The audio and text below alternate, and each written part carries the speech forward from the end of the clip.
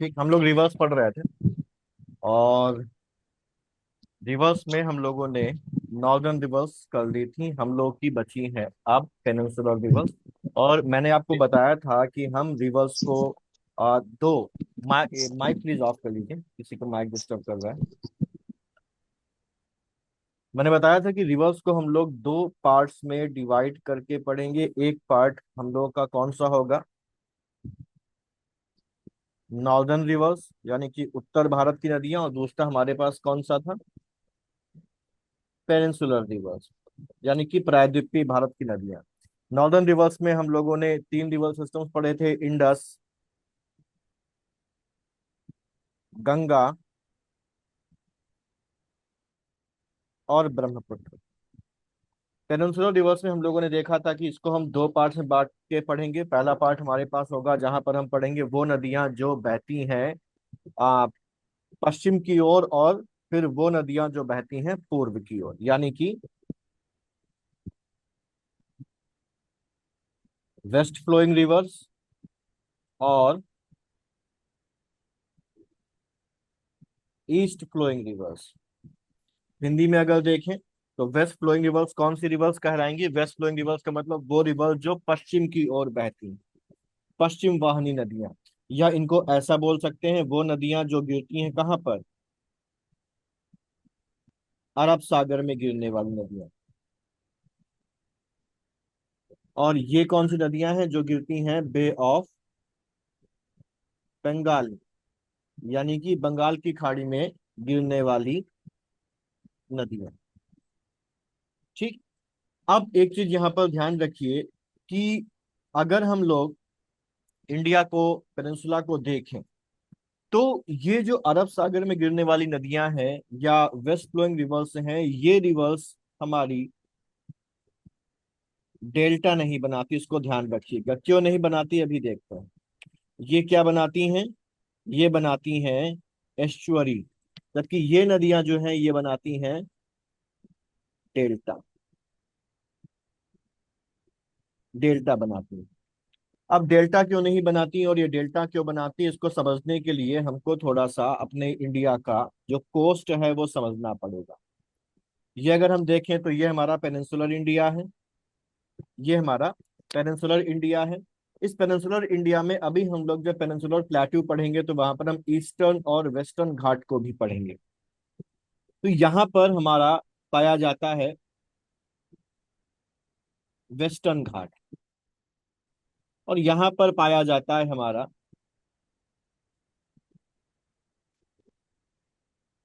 Eastern घाट, और ये है हमारा वेस्टर्न घाट, या हिंदी में बोले तो पश्चिमी घाट। ठीक। अब मैप में आपको दिख रहा होगा कि मैंने जो पश्चिमी घाट बनाया है वो बिल्कुल तट से लगा हुआ है, जबकि ईस्टर्न घाट जो है वो तट से क्या है? दूर है। ठीक। पश्चिमी घाट और ईस्टर्न घाट के तट से दूरी में अंतर है। ईस्टर्न घाट तट से थोड़ा सा पीछे है, और जबकि पश्चिमी घाट तट से लगभग लगा हुआ है। और ये क्या है? ये कंपेरेटिवली ऊंचा है। और ये क्या है? ये कॉन्टिन्यूअस है, सतत है। हाँ, बीच बीच में कहीं पर कुछ गैप पाए जाते हैं जिनको हम दर्रों के नाम से जानते हैं, जैसे पालघाट दर्रा, सनकुट्टा दर्रा, हालघाट दर्रा, भोर घाट दर्रा। ठीक। तो ये पासेज यहाँ पर पाए जाते हैं, लेकिन बहुत कम है। जबकि जो ईस्टर्न घाट है ये दूर भी है और ये डिसकंटिन्यूअस भी है, इतना ज्यादा सतत नहीं है जितना ज्यादा सतत हमारा कंटिन्यूअस हमारा वेस्टर्न घाट है। और जब हम लोग गंगा पढ़ रहे थे तो मैंने गुड आपको ये इवनिंग बताया, सर। Good evening. गंगा पढ़ रहे थे तो मैंने आपको बताया था कि एक नदी डेल्टा कब बनाती है? एक नदी डेल्टा तब बनाती है जब वो नदी समुद्र तट के बिल्कुल पास पहुंच जाती है, और उस नदी के बहाव का जो लेवल है और समुद्र का लेवल लगभग क्या हो जाता है? बराबर हो जाता है। इससे नदी की बहने की जो स्पीड है वो बहुत धीमी हो जाती है। और नदी के बहने की स्पीड धीमी होने की वजह से वो जो भी सेडिमेंट्स या अवसाद अपने साथ लेके आ रही होती है, वो अवसाद अब डिपॉजिट होने लगते हैं, और उनके डिपॉजिशन से डेल्टा का निर्माण होता है। ठीक। क्लियर है पॉइंट? और क्योंकि सर बहुत लेट हो गया क्या? नहीं नहीं, बस अभी शुरू किया है। ठीक है। ओके। और क्योंकि ईस्टर्न घाट में अगर हम देखें तो जो तट है और जो ईस्टर्न घाट है इनके बीच की दूरी ज्यादा है, ये सतत नहीं है, इसलिए नदियां लगातार बहती हुई आती हैं। और यहाँ पर समुद्र तट के पास पहुंचने पर बहाव उनका धीमा हो जाता है और इसलिए वो डेल्टा बनाते हैं।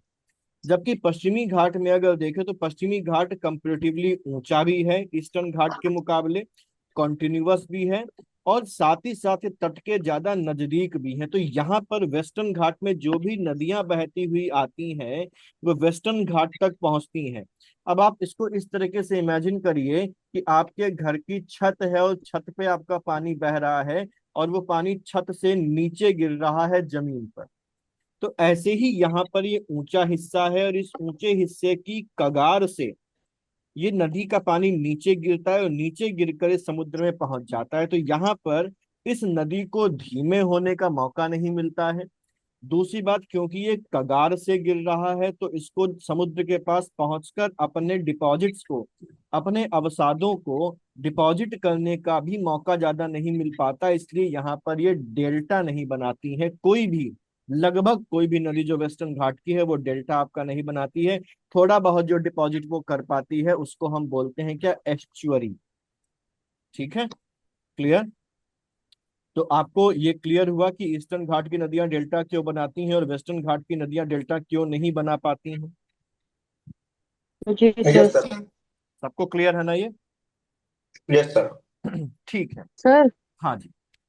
सर जो एस्चुरी होती है, हाँ ये एक तरीके का गड्ढा होता है ना?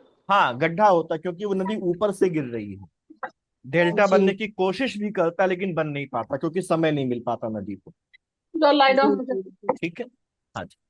और जी। गड्ढा क्यों बन रहा है मुझे लग रहा है आपको क्लियर हो गया होगा। जी सर, ऊंचाई से पानी हाँ गिरता है जी। तो वही काट हाँ जी। देती है हाँ जमीन। जी। हाँ जी। ठीक है। अब हम लोग वहां आगे चल खुला है। अब हम लोग आगे चलते हैं और यहाँ पर हम लोग बात करेंगे सबसे पहले उन नदियों की जो पूर्व की तरफ बहती हैं।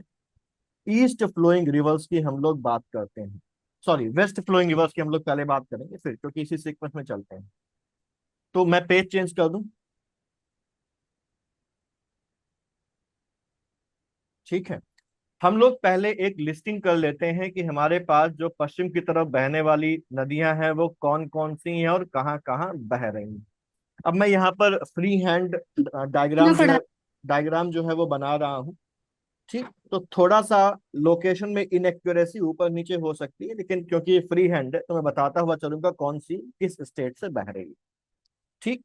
और क्या सीक्वेंस है आपको यहाँ पर ध्यान क्या रखना है, जब ये मैप बनाएंगे तो आप इस मैप को अच्छी तरीके से बार बार दोहराएंगे, बार बार बनाने की प्रैक्टिस करेंगे, क्योंकि कौन सी नदी उत्तर में है कौन सी नदी दक्षिण में है ये याद करना मुश्किल होगा। लेकिन अगर आप उसको 4-5 बार मैप में बना लेंगे तो वो बिल्कुल आपके दिमाग में परमानेंटली बैठ जाएगा। तो नदियों के सीक्वेंस को याद करने की बजाय मैप में उनको बनाकर, भले ही रफली बनाएं, उनको समझने की कोशिश करें।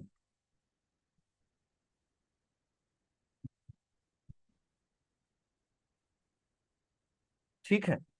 तो ये हमारा मैप है पेनिनसुलर इंडिया का, प्रायद्वीपीय भारत का, और इसको पेनिनसुलर इंडिया क्यों बोलते हैं ये आपको पता होगा, क्योंकि ये जो है तीन तरफ से पानी से घिरा हुआ भाग है और वो सभी लैंड फॉर्म जो तीन तरफ से पानी से घिरे होते हैं उनको प्रायद्वीप या पेनिनसुला बोला जाता है। ठीक। अब यहाँ पर बहने वाली नदियों की अगर हम लोग बात करें तो नदियों को मैं रेड से यहाँ पर दिखाता हूँ। सबसे पहले हम बात करेंगे एक नदी की जो यहाँ से ऊपर से बह के आ रही है। ये नदी जो है इस नदी का नाम है लूनी। दिख रहा है ना आप लोगों को? जी सर। फिर एक नदी इसके ठीक बगल से बह के आती है और यहाँ पर कच्छ की खाड़ी में गिरती है। इस नदी का नाम है वेस्ट बनास रिवर, पश्चिमी बनास रिवर। फिर एक और नदी यहाँ से बहती हुई आ रही है। इस नदी का नाम है साबरमती। साबरमती के ठीक नीचे एक नदी है जिस नदी का नाम है माही नदी। फिर हमारी है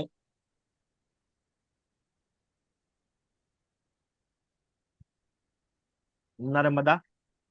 नर्मदा के ठीक दक्षिण में तापी है। तापी के दक्षिण में हमारे पास है दमन गंगा। दमन गंगा, ये सारी नदियां कहाँ पर हैं? गुजरात। दमन गंगा दादरा नगर हवेली से होती हुई बहती है। ठीक। उसके बाद नीचे आते हैं। ऐसे तो भारत में हजारों नदियां हैं, लेकिन हम सभी नदियों को नहीं पढ़ सकते। हम उन सभी नदियों को पढ़ेंगे जो इंपॉर्टेंट है, लेकिन इंपॉर्टेंट से थोड़ी सी ज्यादा नदियों को हम लोग यहाँ पर कवर करेंगे। फिर हम महाराष्ट्र में आते हैं। महाराष्ट्र में एक नदी हमको मुंबई में मिलती है यहाँ पर, जिसका नाम है उल्हास रिवर। उल्हास रिवर के ठीक बगल में छोटी सी नदी है जिसका नाम है मीठी नदी। ठीक है, मीठी नदी। फिर हम लोग गोवा पहुंचेंगे, यहाँ पर एक नदी हमको मिलेगी जिसका नाम है मांडवी। मांडवी नदी का ही दूसरा नाम है महादाई। ठीक है। इसी से लगी हुई एक नदी और यहीं पर है जिसका नाम है जुआरी। और नीचे चलते हैं तो यहाँ पर हमको एक नदी मिलती है जिसका नाम है काली नदी। काली नदी के बाद है शरावती। शरावती के ठीक दक्षिण में एक नदी है जिसका नाम है नेत्रावती। नेत्रावती के बाद हम लोग आते हैं यहाँ पर, तो एक नदी है जिसका नाम है भरतपुझा। भरतपुझा के बाद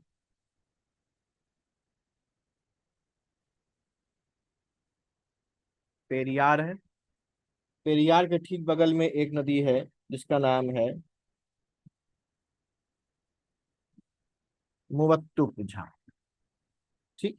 मुवत्तुपुझा, ये कुछ इंपॉर्टेंट नदियां हैं। इनके अलावा भी कुछ एक दो नदियों को हम लोग देखेंगे, तो यहाँ पर इसको देख लीजिए। यहाँ पर कुछ चीजें और हैं, जैसे यहाँ अगर देखें तो मांडवी नदी के ठीक बगल में यहाँ पर हमारे पास है,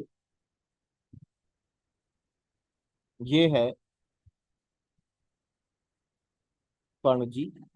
यहाँ पर एक बंदरगाह है जिसका नाम है मर्मुगोआ। ठीक।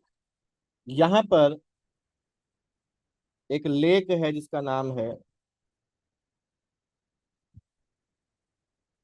वेम्बनाड लेक। इस दमन गंगा में यहाँ पर बीच में एक जलाशय है जिसका नाम है मधुबन रिजर्वायर। वेस्ट बनास नदी पे यहाँ पर एक डैम है जिसका नाम है दंतीवाड़ा डैम। ये ये दंतीवाड़ा डैम है, वेस्ट बनास रिवर। इसको बना लीजिए, फिर हम लोग आगे इनको एक एक नदी को समझते हुए चलते हैं। समझ में आ रहा है ना आपको ये डायग्राम? जी सर। ठीक। ज्योग्राफी सर ने थोड़ा स्लाइड नीचे कर दीजिए। ये बिल्कुल नीचे ही है, ये बिल्कुल मैंने टॉप पर ही बनाया है, इससे नीचे नहीं सर है। नर्मदा गुजरात में भी बहती है। नर्मदा गुजरात में जाकर समुद्र में गिरती है। तो सबसे नीचे क्या है? मुंह वैद। मुवत्थुपुझा। मुवत्थुपुझा।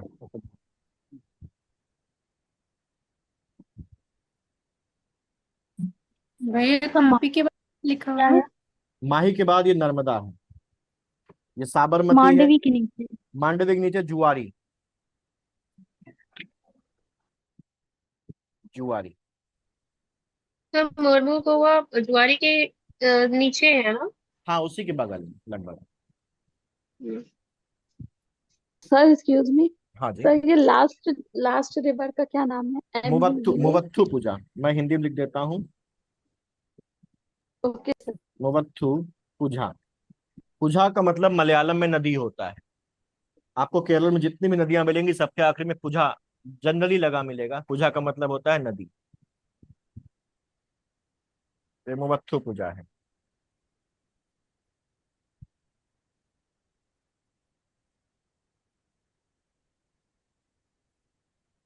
और सर ये पेरियार से पहले भोरत भरत पूजा। भरत भरतपुझा। भरत पूजा। भरतपुझा, हाँ। ओके।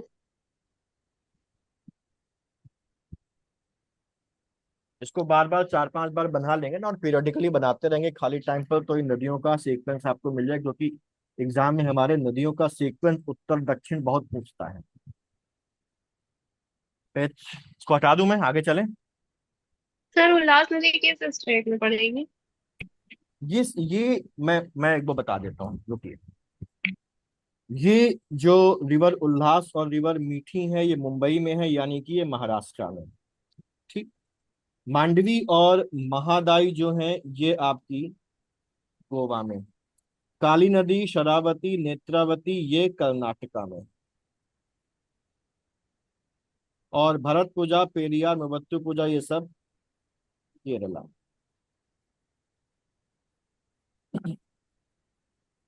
क्लियर? Yes sir. हाँ जी। मीठी नदी को सर मीठी विरती कहते हैं सर। क्या बोले? मीठी नदी को ही मीठी विरती कहते हैं हाँ जी, महाराष्ट्र में। हाँ जी, हाँ जी, बिल्कुल। अब एक एक करके ऊपर से ये मैप आपके पास बन गया होगा, तो इसको साथ में रखिएगा, हम लोग आगे चलते हैं। और यहाँ पर महाराष्ट्र की नदियों के बारे में थोड़ा सा, सॉरी, गुजरात की नदियों के बारे में थोड़ा सा पहले एक चीज समझ लेते हैं, फिर हम लोग आगे इन नदियों को एक एक करके पढ़ते हुए आगे चलते हैं। यहाँ पर एक चीज ध्यान देने वाली है कि अगर हम गुजरात को देखें, इसको समझिएगा मेरे साथ थोड़ा सा, कुछ और चीजें भी समझनी है। जैसे अगर हम गुजरात को देखें यहाँ पर,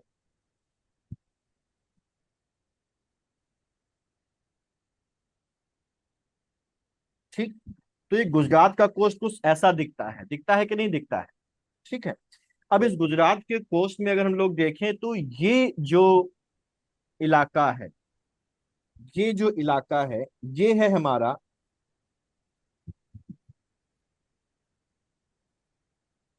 खंबात की खाड़ी। ये खंबात की खाड़ी है। ये है हमारा कच्छ की खाड़ी, या गल्फ ऑफ कच्छ, और एक गल्फ ऑफ कैम्बे या खंबात की खाड़ी। ऊपर अगर हम लोग यहाँ पर देखें, तो ये इलाका जो है, ये है रण ऑफ कच्छ। ये रण ऑफ कच्छ है। यहां तक कोई समस्या तो नहीं? ठीक है। No sir. अब यहाँ पर जो नदियां आ रही हैं, अगर हम लोग देखें, तो एक नदी ऊपर से बहती हुई आ रही है यहाँ पर, ये नदी है लूनी। फिर एक नदी यहाँ से बहती हुई, सब अरावली से निकल रही है, ध्यान रखिएगा, सब अरावली से आ रही है, और यहाँ पर आके कच्छ की खाड़ी में चली जाती है। ये है वेस्ट बनास रिवर। फिर यहीं से एक नदी आती है और यहाँ पर चली जाती है, यह साबरमती नदी। फिर साबरमती नदी के मुहाने के ही पास एक दूसरी नदी आके गिरती है, जिसका नाम है माही। फिर यहाँ पर एक नदी आ रही है जिसका नाम है नर्मदा, और उसके बाद एक नदी आ रही जिसका नाम है ताप्ती। ठीक।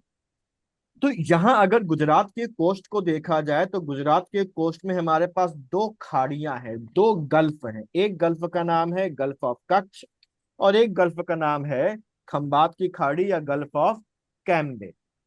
ठीक है, समझ में आ गई बात ये? अब यहाँ अगर देखें, तो सबसे ऊपर आपको एक नदी दिखाई पड़ रही होगी, जिस नदी का नाम है लूनी नदी।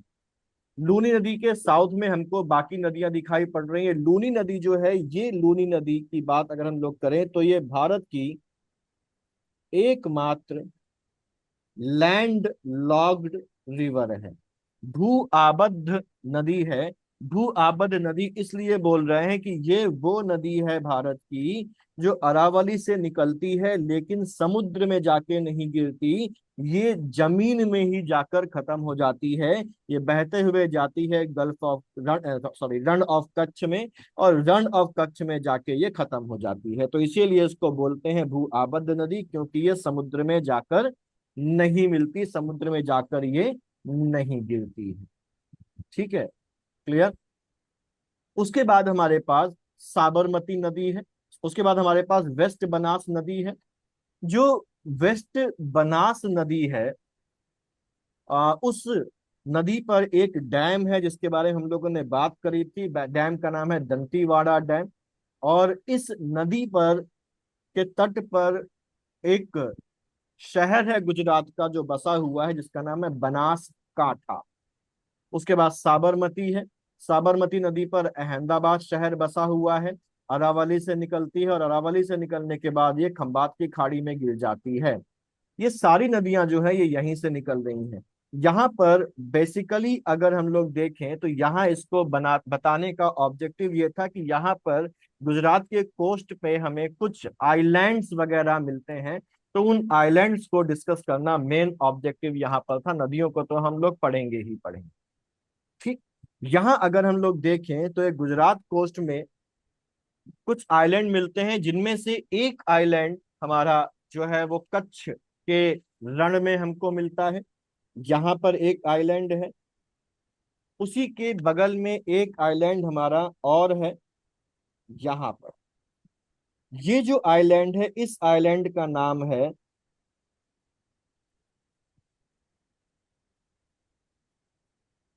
खादिर बेट। ये जो आइलैंड है, इस आइलैंड का नाम है पाचम बेट। बेट का मतलब होता है गुजराती में आइलैंड, यानी कि द्वीप। तो पाचम बेट का मतलब पाचन द्वीप हो गया, खादिर बेट का मतलब खादिर द्वीप हो गया।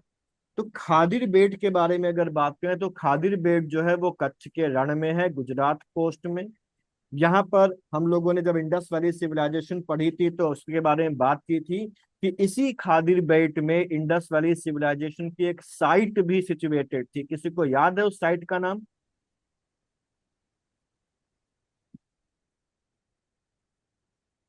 धौलावीरा,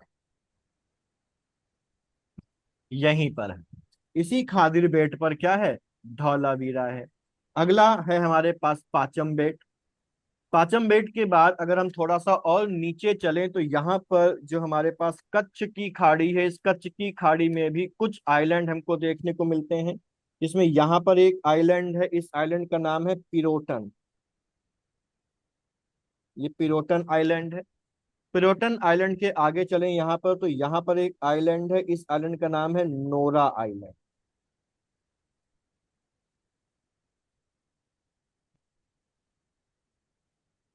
नोरा आइलैंड, ये नोरा आइलैंड है। यहाँ पर ये जो आइलैंड है ये द्वारका है, ये द्वारका है। यहाँ पर हमारे पास काठियावाड़ का तट है, ये यहाँ पर दीव आइलैंड है। और यहाँ पर एक आइलैंड है जिस आइलैंड का नाम है आलिया हाँ। बेट। अभी एक कुरियर आने वाला है। ठीक है, तो ये आइलैंड हमको देखने हैं। कच्छ की खाड़ी में कौन कौन सा आइलैंड है? पिरोटन, नोरा। सर बोलिए। सर ये एक बार फिर से यहाँ से बता दीजिए। कहाँ से? नोरा के बाद से। हाँ, ये पिरोटन है, ये नोरा है, ये द्वारका है। यहाँ पर ये जो आइलैंड है ये वाला, ये दीव आइलैंड है, और ये हमारे पास आलिया बेट है। ठीक है, क्लियर। तो एक आइलैंड ये है खादिर बेट, ये पाचम बेट, ये पिरोटन, ये नोरा, ये द्वारका, ये दीव, और ये है आलिया बेट आइलैंड। आलिया बेट कहाँ पर है? आलिया बेट है हमारे पास खंबात की खाड़ी में। दीव भी खंबात की खाड़ी के पास काठियावाड़ के तट से लगा हुआ, ये काठियावाड़ रीजन है, उससे लगा हुआ है। यहाँ पर द्वारका है, और ये कच्छ की खाड़ी में नोरा और पिरोटन, ये इंपॉर्टेंट आइलैंड हमारे पास है। क्लियर सबको ये बात?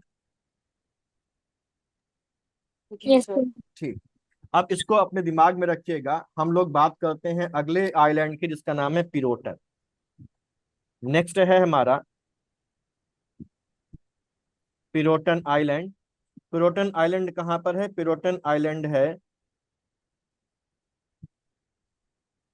कच्छ की खाड़ी में। पिरोटन आइलैंड की इंपॉर्टेंट बात क्या है? पिरोटन आइलैंड की इंपॉर्टेंट बात यह है कि पिरोटन आइलैंड में भारत का एक मराइन नेशनल पार्क है, एक समुद्री राष्ट्रीय उद्यान है यहाँ पर, जिसका नाम है पिरोटन मराइन नेशनल पार्क। ये पिरोटन आइलैंड है। पिरोटन आइलैंड के बगल में हम लोगों ने नोरा आइलैंड देखा था, फिर द्वारका आइलैंड देखा था। आलिया बेट आइलैंड और दीव आइलैंड के बारे में बस नाम और लोकेशन ध्यान रखनी है। आलिया बेट के बारे में ये हमको और ध्यान रखना है कि आलिया बेट के आसपास हमको पेट्रोलियम रिजर्व्स भी देखने को मिलते हैं। ठीक है, पेट्रोलियम रिजर्व्स भी हमको आलिया बेट के आसपास देखने को मिलते हैं। अब यहाँ की नदियों के बारे में हम लोग बात कर लेते हैं एक एक कर। लूनी नदी और वेस्ट बनास नदी के बारे में उतना ही ध्यान रखना जितना हम लोगों ने देखा कि वेस्ट बनास और लूनी दोनों ही अरावली से निकलती हैं। लूनी एक भू आबद्ध नदी है, लैंड लॉक्ड नदी है, जो रन ऑफ कच्छ में जाके गायब हो जाती है, और थार डेजर्ट से गुजरने वाली सबसे लंबी नदी लूनी नदी को माना जाता है। और इसका नाम लूनी नदी इसलिए पड़ा क्योंकि लूनी नदी, जो लूनी शब्द है वो आया है किससे? लून से या नून से, जिसका मतलब होता है नमक। तो इसका पानी जो है वो कहते हैं खारा है, उसके पानी में नमक मिला हुआ, इसीलिए इसको लूनी बोला जाता है। नमक मिलने का कारण यह है क्योंकि वो रन ऑफ कच्छ से बहती है, और रन ऑफ कच्छ में नमक का ही डिपोजिशन है, इसीलिए ये नमकीन हो जाती है। वेस्ट बनास रिवर के बारे में बस इतनी बात ध्यान रखनी है कि ये नदी भी अरावली से निकलती है। इस पर एक दंतीवाड़ा डैम है, और यहीं पर, इसी नदी पर, गुजरात का बनासकाठा जो डिस्ट्रिक्ट है वो सिचुएटेड है। अब हम लोग आगे चलते हैं और डिटेल में बाकी नदियों के बारे में बात करते हैं। अब ठीक है, अच्छा मैं पेज चेंज कर दूं। Yes sir. अब हम लोग बात करते हैं इंडिविजुअल रिवर्स की। सबसे पहले बात करते हैं अब हम लोग साबरमती की।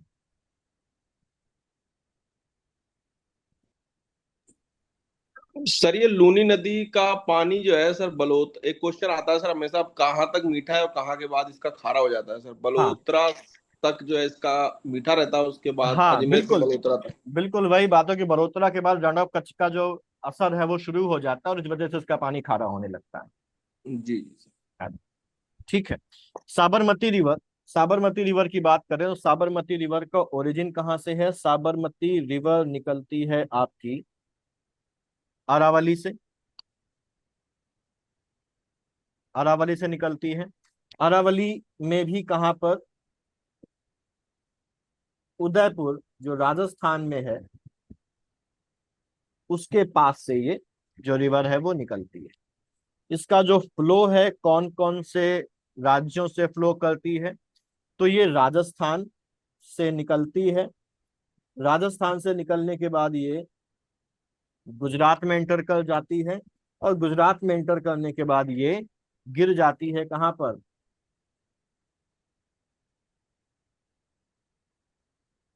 खंबात की खाड़ी में ये गिर जाती है। इस पर सिचुएटेड इंपॉर्टेंट सिटीज कौन सी हैं? तो इस पर सिचुएटेड इंपॉर्टेंट सिटी है एक अहमदाबाद, और दूसरी गांधीनगर, जो कि कैपिटल है। गुजरात की कैपिटल गांधीनगर ही है ना? हाँ, ठीक सर है। इसी साबरमती नदी के तट पर गांधी जी ने अपना भारत में पहला आश्रम शुरू किया था। गांधी जी का भारत में जो पहला आश्रम था वो इसी नदी के तट पर था, जिसको हम किस नाम से जानते हैं? जिसको हम जानते हैं साबरमती साबरमती आश्रम के नाम से।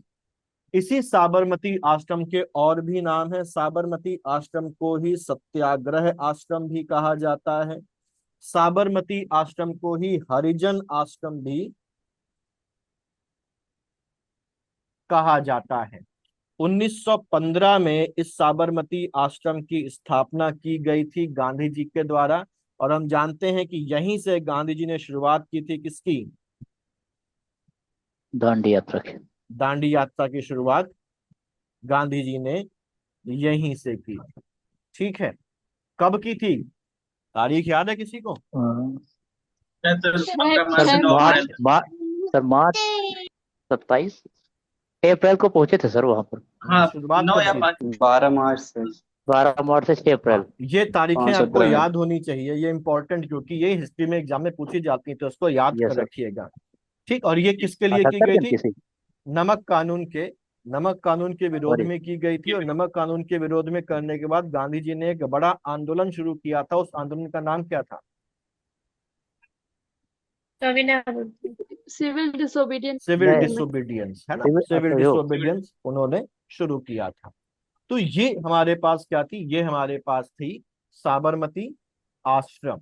ठीक है, और यहां पर अगर देखें तो जो साबरमती नदी है वो खंबात की खाड़ी में गिर जाती है। साबरमती नदी के बाद अगर उसके ठीक दक्षिण में देखें तो अगली नदी कौन सी है हमारी? माही नदी। तो नेक्स्ट है हमारी रिवर, रिवर माही। ठीक, रिवर माही का जो ओरिजिन है, रिवर माही का जो ओरिजिन है वो है मध्य प्रदेश में विंध्यन रेंज से, विंध्य पर्वत से ये माही जो है वो निकलती है। यानी कि इसका फ्लो कहाँ है? इसका फ्लो मध्य प्रदेश से है। बोलिए।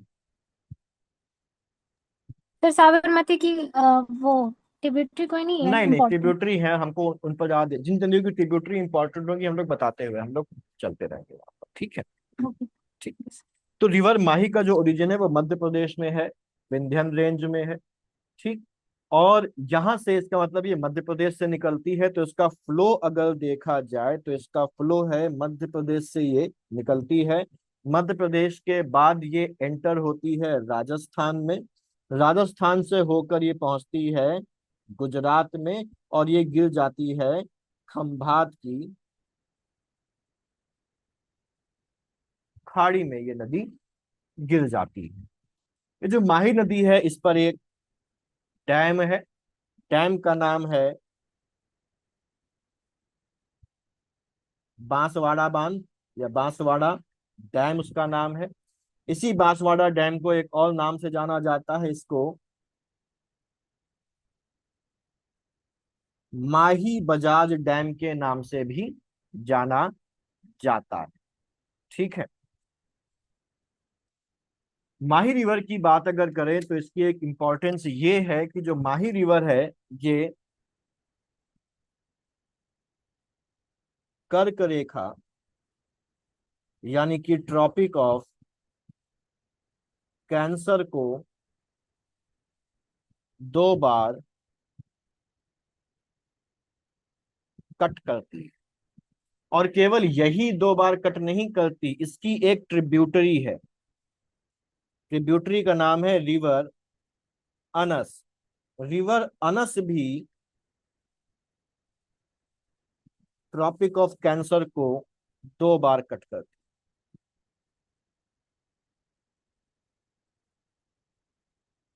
ये भी ट्रॉपिक ऑफ कैंसर को 2 बार कट करती है। तो अगर हम लोग देखें तो ये हमारा, मान लिया ट्रॉपिक ऑफ कैंसर जा रहा है और यहां से बहती हुई हमारी माही नदी आ रही, तो इस तरीके से, एक सेकंड में कलर चेंज कर दूं।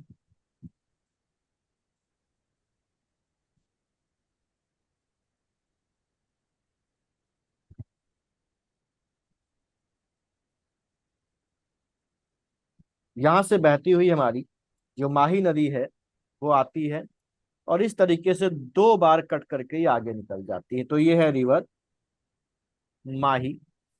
यहाँ पर जो कट हो रहा है ये कट हो रहा है राजस्थान में, और जो पहला कट होता है ये कट होता है राजस्थान गुजरात बॉर्डर। ठीक, राजस्थान गुजरात बॉर्डर पे कट होता है। तो ये है तो राजस्थान गुजरात बॉर्डर, लेकिन अगर कोई पूछे तो हम इसको सीधे बोलेंगे कि राजस्थान में कट करती है, जब तक कि स्पेसिफिकली बॉर्डर कह के हमसे ना कहा जाए तब तक हम कहेंगे राजस्थान में 2 बार कट करती है ट्रॉपिक ऑफ कैंसर को माही रिवर। क्लियर? यस ठीक, पेज चेंज करूं? सर, मुझे थोड़ा चार्ट बना दें। हाँ बिल्कुल बिल्कुल। 1 मिनट सर। समझ में आ रहा ना आप लोगों को सब अच्छी तरीके से? Yes, yes sir. Yes sir. Sir माही वाला पूछा गया, लेकिन अनस शायद पूछ लिया जाए इस बार, ये हाँ, अनस के बारे में कहीं लिखा नहीं मिलता, नया लेकिन फैक्ट मिला सर। हाँ ध्यान जी सर। रखिएगा इसको। जी, हो गया सर। अब अगली जो रिवर है वो है एक इंपॉर्टेंट रिवर इन सब के मुकाबले, जिसका नाम है नर्मदा।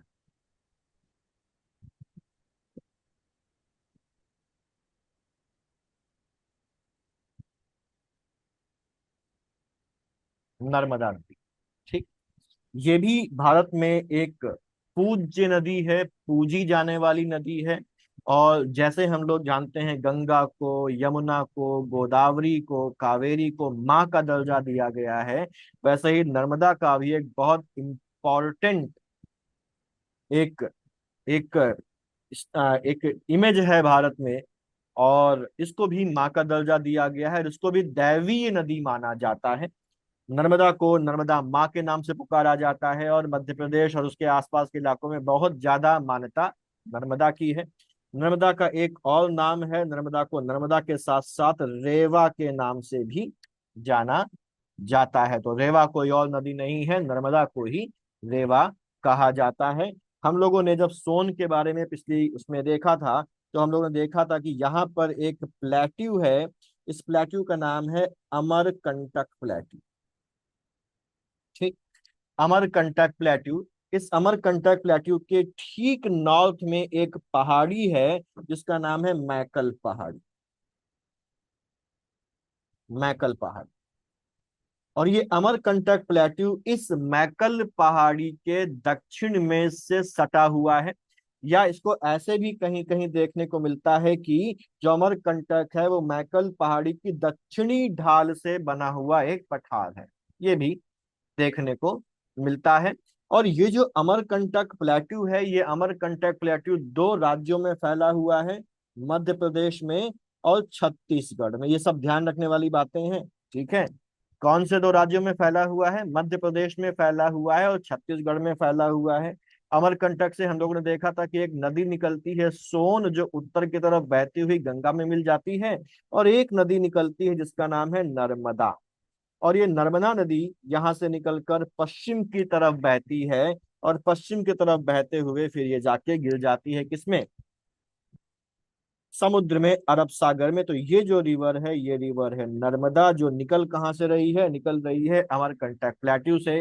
यहाँ पर ये ध्यान रखना है कि अमरकंटक प्लेट्यू मध्य प्रदेश और छत्तीसगढ़ दोनों में फैला हुआ है, लेकिन नर्मदा उसके कौन से वाले हिस्से से निकल रही है? नर्मदा अमरकंटक प्लेट्यू के उस हिस्से से निकल रही है जो मध्य प्रदेश में स्थित है। क्लियर? ठीक है। जी सर।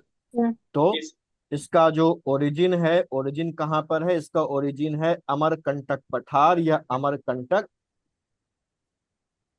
प्लेट्यू।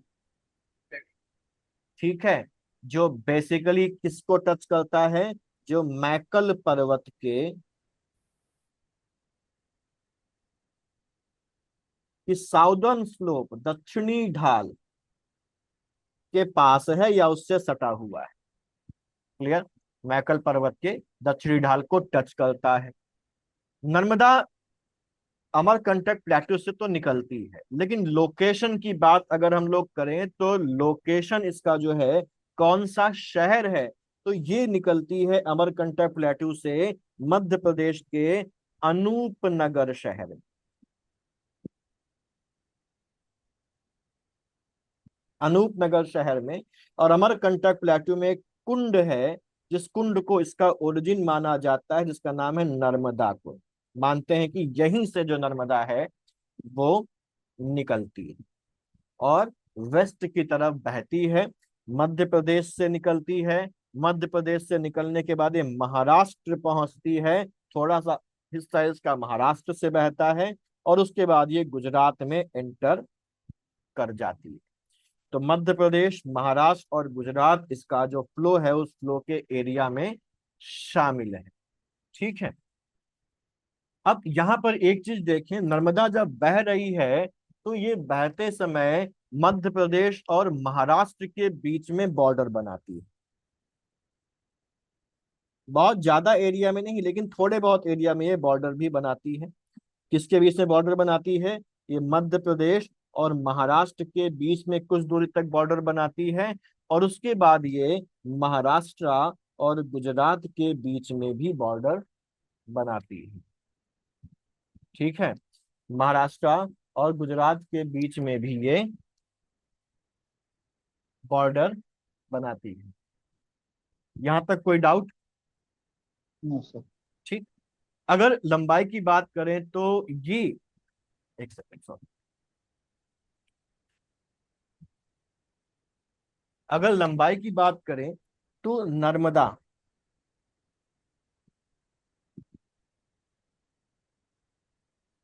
भारत की 5वीं सबसे लंबी नदी है, और इसके अलावा लॉन्गेस्ट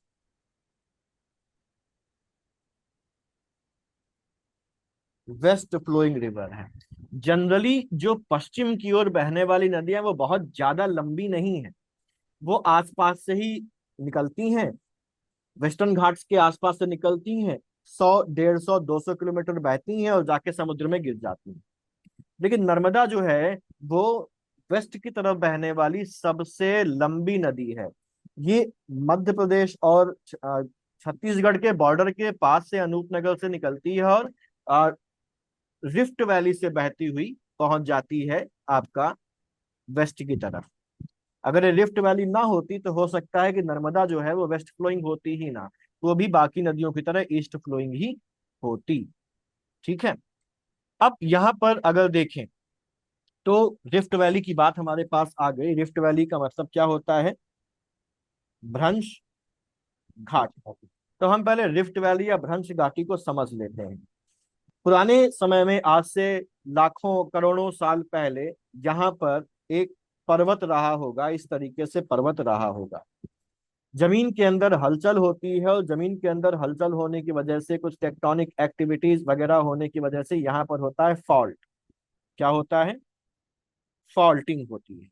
फॉल्टिंग को हिंदी में बोलते हैं भ्रंशन, और सीधा सा मतलब है कि जमीन के एक हिस्से का नीचे धंस जाना, इसको फॉल्टिंग बोला जाता है। तो ये जो पर्वत था, इस पर्वत के बीच का हिस्सा जो है वो नीचे क्या हो गया? धंस गया। और नीचे धंसने के बाद कुछ इस तरीके की यहाँ पर संरचना जो है ये अब हमको देखने को मिलती। तो पहले जहां ये पूरा एक पर्वत था, अब बीच का हिस्सा क्योंकि धंस गया तो ये क्या बन गई? ये बन गई एक घाटी। और यहाँ पर पहले एक पर्वत की जगह पर अब इस घाटी के एक तरफ एक पर्वत बन गया, और दूसरी तरफ कौन सा पर्वत बन गया? दूसरा पर्वत बन गया। इस तरीके से जो पर्वत बनते हैं फॉल्टिंग की वजह से, ऐसे पर्वतों को बोला जाता है ब्लॉक माउंटेन्स। क्या बोला जाता है?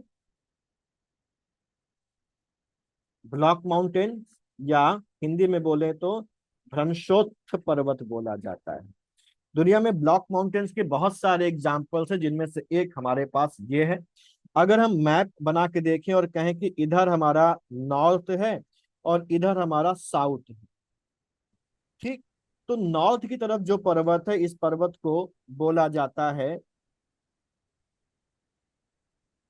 विंध्य, और जो साउथ की तरफ पर्वत है इसको बोला जाता है सतपुड़ा।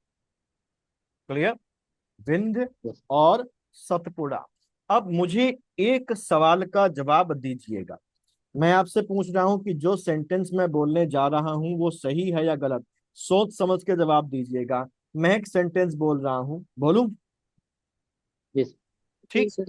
मैं ये बोल रहा हूं कि विंध्य पर्वत की जो उत्तरी ढाल है वो स्लोपी है, और जो दक्षिणी ढाल है वो स्टीप है, यानी कि खड़ी हुई।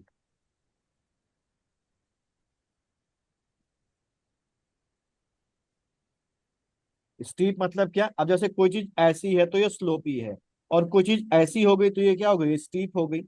तो विंध्य पर्वत की उत्तरी ढाल जो है वो ढलानदार है, और पश्चिमी जो हिस्सा है वो स्टीप है, यानी कि सीधा लगभग खड़ा हुआ है। सही या गलत? सही है। सही है सही। सर, मैप के अकॉर्डिंग तो सही। उत्तरी हिस्से मैप के को अकॉर्डिंग पे सही और ढला अस्सी में भी सही। का ठीक सही है। है। हाँ। उत्तरी तो सही है। अगर हम अब सतपुड़ा के बारे में बात करें, इसको ध्यान रखिएगा, ये क्योंकि सवाल सर एग्जाम एग्जाम में आया हुआ है, इसको समझिएगा। सतपुड़ा के बारे में बात करें तो अगर हम सतपुड़ा के बारे में ये कहें कि सतपुड़ा की उत्तरी जो भाग है, नॉर्दर्न जो हिस्सा है, वो स्टीप यानी कि लगभग सीधा खड़ा हुआ है, और दक्षिणी जो हिस्सा है वो ढलानदार है। तो क्या ये सही है कि गलत है? सही है। सही ये है भी सर। सही है। सही है ना? तो उत्तरी इसको हिस्सा स्टीप है। दिमाग में स्टोर करके रखिएगा। क्लियर? यस। ठीक। यस। अब ये विंध्य और सतपुड़ा है, और ये जो घाटी है यही घाटी रिफ्ट वैली, और इसी घाटी से बहती हुई कौन चली आ रही है अपनी? नर्मदा। ये इसी घाटी से बहती हुई चली आ रही है, इस घाटी से ये बह रही है। ठीक है, समझ गए इस बात को? अब यहाँ पर अगर देखें तो नर्मदा ऐसा नहीं है कि अमरकंटक से जैसे ही निकली वैसे ही रिफ्ट घाटी ने उसको गोद में ले लिया और कहा चलो तुमको हम पश्चिमी घाट की तरफ लेके चलते हैं। ऐसा नहीं है। शुरुआत से ही ये रिफ्ट वैली में नहीं बह रही है, बल्कि अमरकंटक से निकलने के बाद कुछ समय तक ये बिना रिफ्ट वैली में जाए बहती है। ठीक है। और उसके बाद ये जबलपुर पहुंचती है, और जबलपुर पहुंचने के बाद ये रिफ्ट वैली में एंटर होती है, और रिफ्ट वैली में एंटर होने के बाद ये अब रिफ्ट वैली से बहती हुई जाती है और खंबात की खाड़ी में गिर जाती है। तो यहां पर अगर देखें तो यहां पर अगर हमारा अमरकंटक है, तो अमरकंटक से हमारी जो नर्मदा है वो यहाँ पर अब निकल रही है, और अमरकंटक से निकलने के बाद ये नर्मदा जो है वो ऐसे ही बह रही है बिना किसी उसके, और फिर ये पहुंचती है कहाँ पर?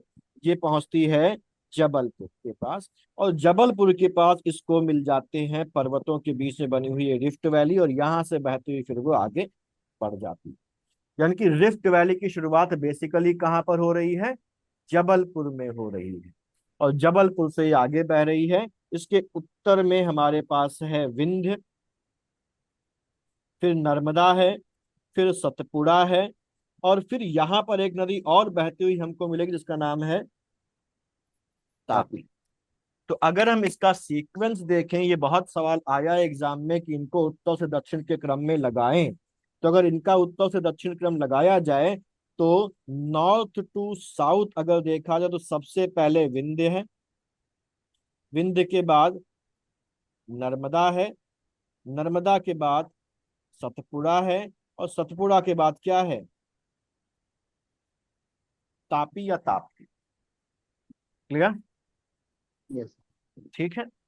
तो यहाँ पर हमने देखा कि जबलपुर के बाद ये रिफ्ट वैली में एंटर कर जाती है, उसके दोनों तरफ ये पर्वत है, और इन पर्वतों की जो चट्टाने हैं वो किसकी हैं?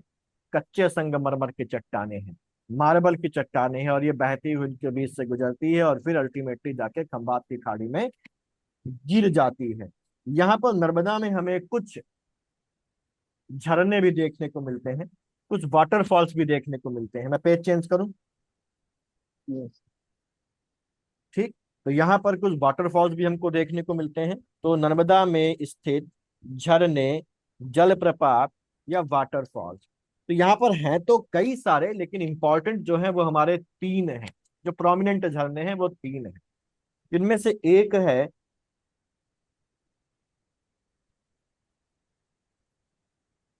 कपिल धारा, दूसरा है दूध धारा, और तीसरा है सबसे मशहूर तो धुआंधार फॉल। ठीक है। इनमें से जो कपिल धारा और धुआंधार है ये नर्मदा जहां पर निकल रही है उसी शुरुआत में ही मिल जाते हैं, अनूप नगर में ही है। और जो धुआंधार है ये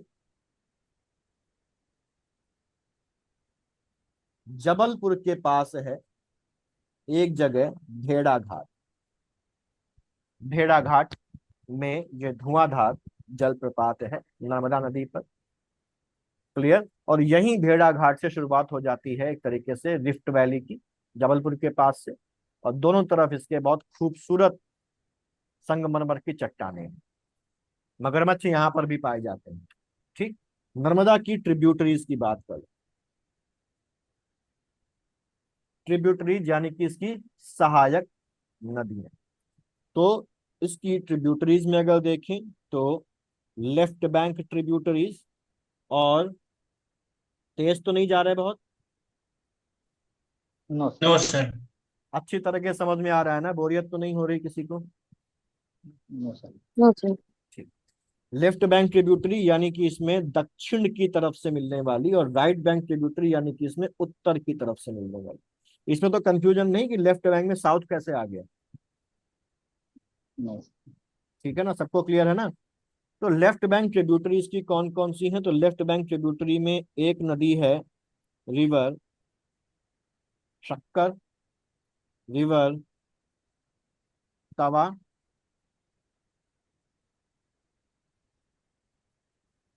छोटी तवा और बंजर। ठीक। राइट बैंक ट्रिब्यूटरी यानी कि उत्तर की तरफ से मिलने वाली नदियों में देखें तो रिवर हिरन, रिवर कोलार जो कर्नाटक से बहती हुई आती है इसके पास, हथनी नदी, हथनी नदी और खारी नदी। ये इसकी इंपॉर्टेंट ट्रिब्यूटरी है। समझ में आ गई बात? सर ये साउथ नॉर्थ वाला बता दीजिए मुझे। देखिए यहाँ पर, अच्छा आप अभी पिछली क्लास में नहीं थी ना नेहा जी? जी सर। हाँ देखिए, लेफ्ट बैंक और राइट बैंक कैसे पता करते हैं। जैसे नर्मदा क्या है, इधर से यहाँ से निकली और इस तरीके से इस तरफ बह रही। ठीक। तो नर्मदा का जी। फ्लो क्या है, ये ए है और ये बी है। तो मुझे बताइए नर्मदा का फ्लो ए से बी की तरफ है कि बी से ए की तरफ है? ए से बी की ए तरफ। से बी की तरफ, यानी कि इस तरफ फ्लो है। अगर आपको किसी जी। नदी की बैंक्स पता करनी है कि इसकी लेफ्ट बैंक कौन है, राइट बैंक कौन है, तो नर्मदा के पॉइंट ऑफ व्यू से अगर देखें तो आपको अपना चेहरा बी की तरफ करना पड़ेगा। यानी कि जिस तरफ नदी बह रही है उधर की तरफ मुंह करके खड़े हो जाएं अगर, तो जिधर आपका लेफ्ट हैंड है वो नदी का लेफ्ट बैंक होगा, जिधर आपका राइट हैंड है वो नदी का राइट बैंक होगा। तो अगर हम यहाँ खड़े हो तो हमारा फेस इस तरफ होगा, तो ये इसका हो गया लेफ्ट बैंक और ये इसका हो गया राइट बैंक। अगर हम देखें तो ये हमारा साउथ है और ये हमारा नॉर्थ है, यानी कि इसका लेफ्ट मतलब बैंक राइट किस फिर दिशा में गलत है? हो, क्या बोल तो रही हैं? फिर गलत होगी। हाँ मैंने फिर गलत लिख दिया, राइट बैंक और लेफ्ट बैंक, है ना? तो ये नॉर्थ है और ये साउथ है। तो इसके राइट बैंक किस तरफ है? उत्तर दिशा में है। और इसका लेफ्ट बैंक किस दिशा में है? साउथ दिशा में। ठीक है। तो राइट बैंक सर नॉर्थ। हाँ जी। और सर जैसे हम बी की तरफ मुंह करके खड़े हुए हैं, हाँ यानी कि सॉरी ए की तरफ मुंह करके खड़े हैं, हाँ बी पॉइंट में ए की तरफ मुंह करके खड़े हैं, हाँ। तो सर लेफ्ट वाला तो ऊपर वाला होगा ना हमारा हाथ। नहीं नहीं नहीं, हमको अपना मुंह एक ही तरफ नहीं करना है। बिल्कुल ध्यान रखिए, अगर किसी भी नदी का बैंक आपको चेक करना है कि लेफ्ट या बैंक है, तो नदी के बहाव की दिशा में आपको मुंह रखना है। यानी कि बी की तरफ मुंह बी की रखना है। तरफ मुंह रखना है किसी भी नदी में, उसके बहाव जिस तरफ जा रहा है उस तरफ आपको मुंह रखना है, यानी आपको मुंह रखना है बी की तरफ यहाँ पर नर्मदा के केस में। जी सर। ठीक है। तो ये राइट बैंक और लेफ्ट बैंक। और नॉर्थ क्यों? क्योंकि उधर नॉर्थ है इधर साउथ है। क्लियर नेहा जी? जी सर। जी जी जी सर। अच्छा, अब हम लोग ये ट्रिब्यूटरीज आपने नोट कर ली? सर थोड़ा स्लाइड को ऊपर कर दीजिए। हाँ बस एक सेकंड, मैं एक बार फिर से बोल देता हूँ। ये शक्कर नदी है, ये तवा है, ये छोटी तवा है, ये बंजर है। ये हिरन है, ये कोलार है, ये हथिनी नदी है, ये खारी नदी है। ठीक है, ये खारी नदी है। मुझे बता दीजिएगा, फिर हम लोग आगे चलें। हो गया सर। हो गया। हाँ, अब आगे चलते हैं। आगे हम कुछ इंपॉर्टेंट ट्रिब्यूटरीज के बारे में बात कर लेते हैं जिन पर सवाल बन सकता है। तो यहाँ पर एक इंपॉर्टेंट ट्रिब्यूटरी है हमारी तवा नदी। तो अगर हम इसकी ट्रिब्यूटरी तवा की बात करें तो कहाँ से निकलती है, कहाँ गिरती है, हमको इससे मतलब नहीं है। इसके लिए कुछ इंपॉर्टेंट बातें बस हमको ध्यान रखना है कि यहाँ पर क्या है।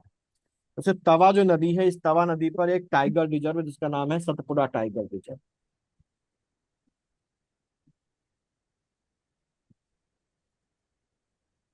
तवा नदी पर क्या है? Satpura tiger reserve.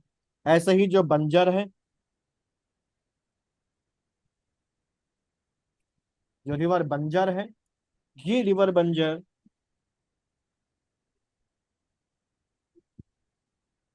Kanha national park से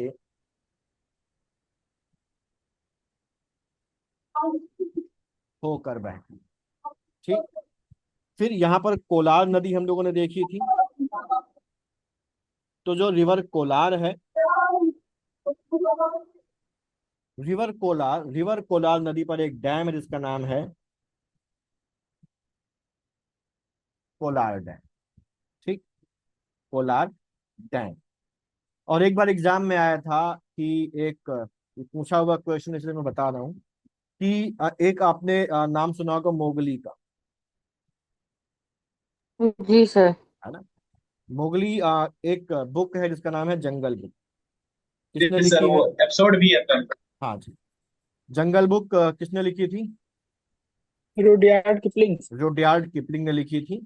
और ये जो जंगल बुक का बैकग्राउंड है, ये जो मोगली का कैरेक्टर है, वो इसी कान्हा नेशनल पार्क को बैकग्राउंड में रखकर लिखा गया था। यानी कि उसमें जो जंगल दिखाया गया है वो यही Kanha national park, Rudyard Kipling की इस जंगल बुक। ठीक है। अब ये तो हम लोगों ने देखा कि कोलार नदी पर कोलार डैम है, लेकिन नर्मदा में और भी कुछ इंपॉर्टेंट डैम हमारे पास हैं। इंपॉर्टेंट जो क्या नाम है उसके, बांध और प्रोजेक्ट हमारे पास हैं। तो मैं पेज चेंज कर दूं? जी सर। ठीक है। नर्मदा में जो इंपॉर्टेंट डैम्स और प्रोजेक्ट्स हैं,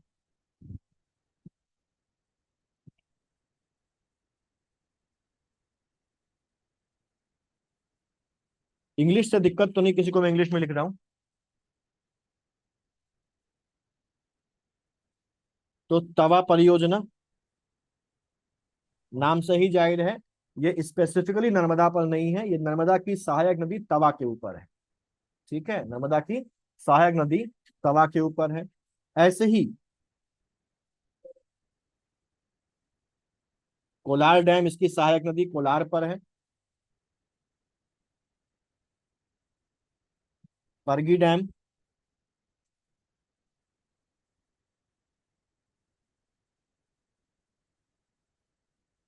नर्मदा सागर डैम,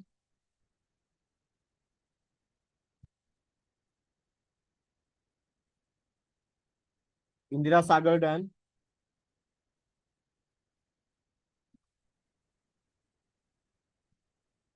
ओंकारेश्वर,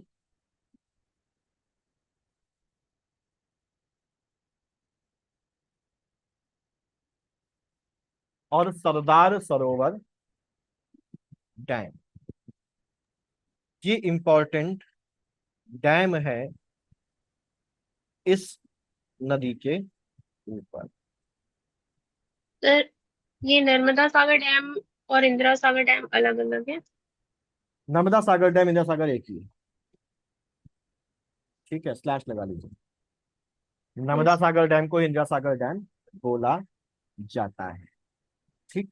आपका एक काम है, ये तो मैंने बता दिया, एक काम आपका है, आप मुझे बताएंगे कि ये जो डैम है ये कौन कौन से स्टेट में है।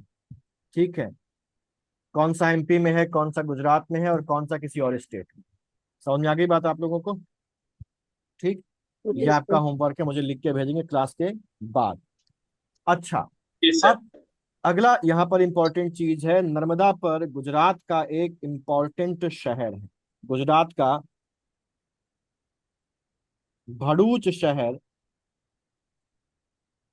नर्मदा पर है। भरूच का पुराना नाम था भृगुकच्छ, जो एंशियंट इंडिया का एक बहुत इंपॉर्टेंट पोर्ट सिटी था, भृगुकच्छ।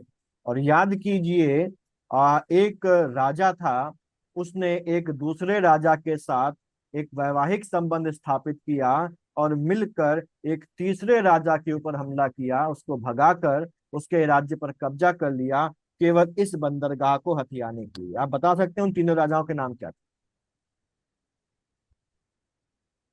सर सातवाहन किंग में थे कोई थे? शायद। नहीं, उसके पहले। तो चंद्रगुप्त मौर्य था। चंद्रगुप्त मौर्य कहाँ से हो वाकाटक के जाएगा? थे ना सर? वाकाटक और गुप्तों में, है ना। जी चंद्रगुप्त मौर्य नहीं, चंद्रगुप्त और वाकाटक राजा, वाकाटक वंश के बीच में जी हुआ जी था। जी और सर यहाँ जी। पर उन्होंने शकों के ऊपर हमला किया था और शकों को पराजित करके गुजरात पर अधिकार कर लिया था। और मेन ऑब्जेक्टिव क्या था? भ्रगुकच्छ पर कब्जा कर, है ना। ठीक है पवन जी, यस सर याद आ क्लियर। गया। हाँ, अब भरूच तो इस पर है ही। भरूच के अलावा कुछ और इंपॉर्टेंट सिटीज जैसे जबलपुर मध्य प्रदेश का, और होशंगाबाद, ये भी इसी पर हैं। और हम लोग जब एंशियंट में प्रीहिस्टोरिक पढ़ रहे थे तो हम लोगों ने देखा था कि नर्मदा वैली जो है, यहाँ पर बहुत सारे एविडेंसेस हमको मिले हैं प्रीहिस्टोरिक पीरियड के। तो नर्मदा वैली जो है, ये आर्कियोलॉजिकल यानी कि पुरातत्व के हिसाब से भी क्या है? इंपॉर्टेंट है। क्लियर। नर्मदा के बाद अगली नदी जो है वो हमारी है तापी या ताप,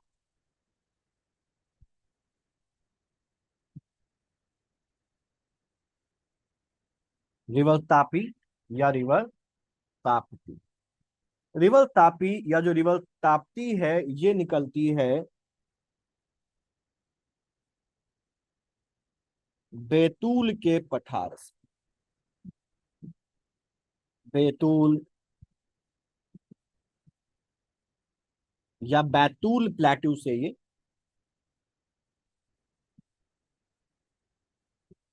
ये निकलती है। ये जो बैतूल प्लेट्यू है, अभी हम लोग पेनिनसुलर इंडिया पढ़ेंगे, वहां पर सतपुड़ा के बारे में बात करेंगे। तो वहां पर हम देखेंगे सतपुड़ा जो है वो कंटिन्यूअस नहीं, उसके टुकड़े हैं, वो अलग अलग हिस्सों में टूटा है। महादेव रेंज है, मैकल रेंज है, ऐसे ही अलग अलग रेंजेस हैं। तो यहाँ पर महादेव पहाड़ी है,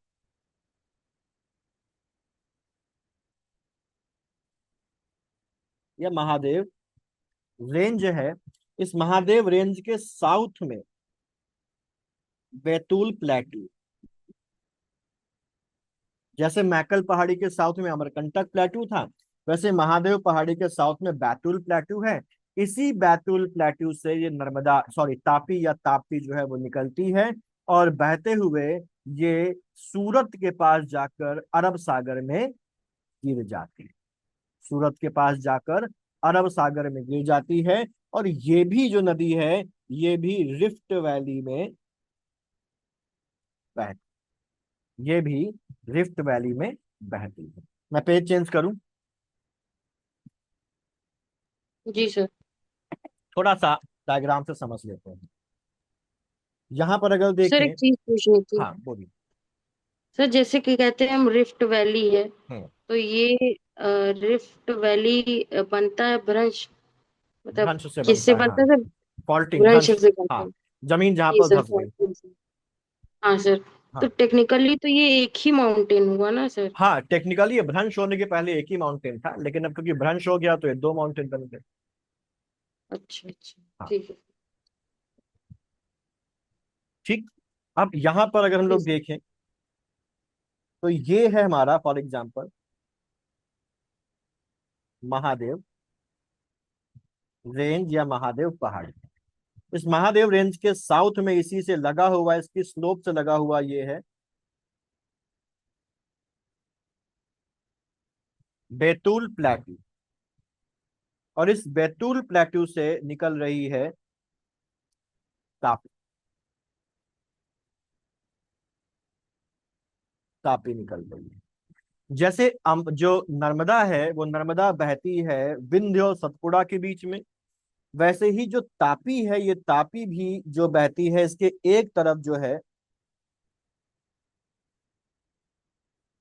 वो सतपुड़ा है और दूसरी तरफ इसके है अजंता हिल्स। तो इनके बीच से ये बहते हुए निकलती है और यहाँ पर ये जो घाटी है इस घाटी से बहना शुरू करती है जलगांव के पास।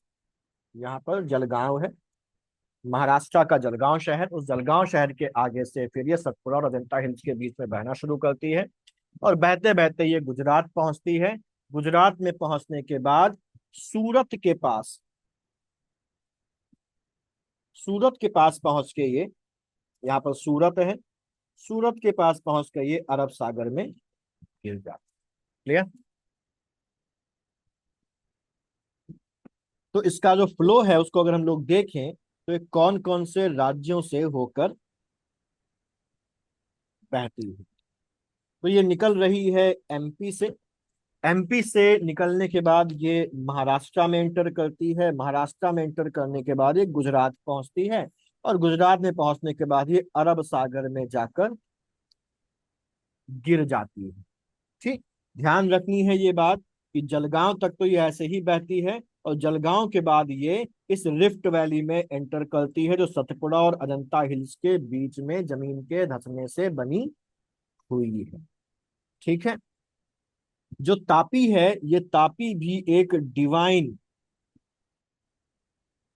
रिवर मानी गई है और इसको कहा जाता है कि ये सिस्टर है। किसकी सिस्टर है? यमुना। यमुना की अगर ये सिस्टर है तो ये किसकी बेटी हुई? सूर्य की बेटी। बहन किसकी हुई? यमराज। यमराज। और यमराज का एक भाई भी तो है सौतेला, शनि। शनि। ठीक है ना? तो ये यहां से होकर बहती। अब इसके अगर हम लोग देखें तो इसके नॉर्थ में सतपुड़ा है, फिर तापी है और फिर क्या है? फिर अजंता है। अगर हम और डिटेल में चलें और ऊपर से चलें तो सबसे पहले विंध्य, नर्मदा, सतपुड़ा, सतपुड़ा, तापी, तापी, अजंता। अजंता। याद रहेगा ना ये सब कुछ की क्लास के बाद 2-4 दिन में भूल जाएंगे सब। नहीं सर, याद रहेगा। सर अब जलगांव महाराष्ट्र में है। जलगांव महाराष्ट्र। ठीक है, अब इसके बाद इस पर डैम और प्रोजेक्ट्स। तो एक है हमारी काकरापार परियोजना या काकरापार प्रोजेक्ट। ठीक, उसके बाद है हमारा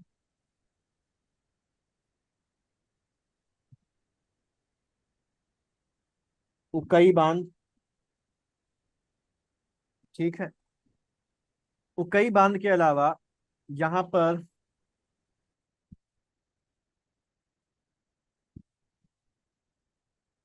काकरापार एटॉमिक प्लांट भी इसी के तट पर है। ये जो दोनों परियोजनाएं हैं ये दोनों परियोजनाएं कहाँ पर हैं? गुजरात में है। उकई डैम पर एक रिजर्वायर है जिसका नाम है वल्लभ सागर। ठीक है, इसका नाम क्या है? वल्लभ सागर है। और काकरापार एटॉमिक प्लांट है। एटॉमिक प्लांट का मतलब क्या है? न्यूक्लियर रिएक्टर वहां पर होगा और न्यूक्लियर रिएक्टर में जो गर्मी निकलती है उस गर्मी को ठंडा करने के लिए कूलेंट्स का इस्तेमाल होता है, प्रशीतकों का इस्तेमाल होता है, जिनमें पानी का भी यूज होता है। वैसे तो बहुत सारे प्रशीतक इस्तेमाल होते हैं, हैवी वाटर का यूज होता है, लेकिन यहाँ पर इस काकरापार एटॉमिक प्लांट में इसको ठंडा करने के लिए तापी के पानी को भी यूज किया जाता है। तापी के पानी को भी यूज किया जाता है। अब मुझे ये बताइए मैप में देख के कि अब इसके बाद हमारे पास कौन सी नदी है। सर मीठी। मीठी से पहले एक नदी और है। दमन गंगा। उल्लास। नहीं। दमन गंगा दमन गंगा। है ना, दमन गंगा बची है ना। दमन गंगा पहले कर और लेते अभी तो हैं। गुजरात में ही है दमन गंगा, हाँ, उसके बाद हम लोग महाराष्ट्र में पहुंचेंगे। बिल्कुल बिल्कुल। सर ये काकरा पर एटॉमिक प्लांट किसके तट पर है? इसी तापी के तट पर। ठीक। अब चलते हैं दमन गंगा।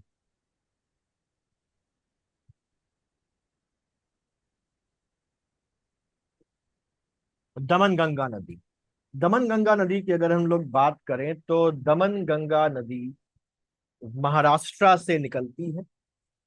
और इस दमन गंगा नदी पर हम लोगों ने देखा था कि एक रिजर्वायर भी स्थित है, जिस रिजर्वायर का नाम क्या था, मधुबन रिजर्वायर।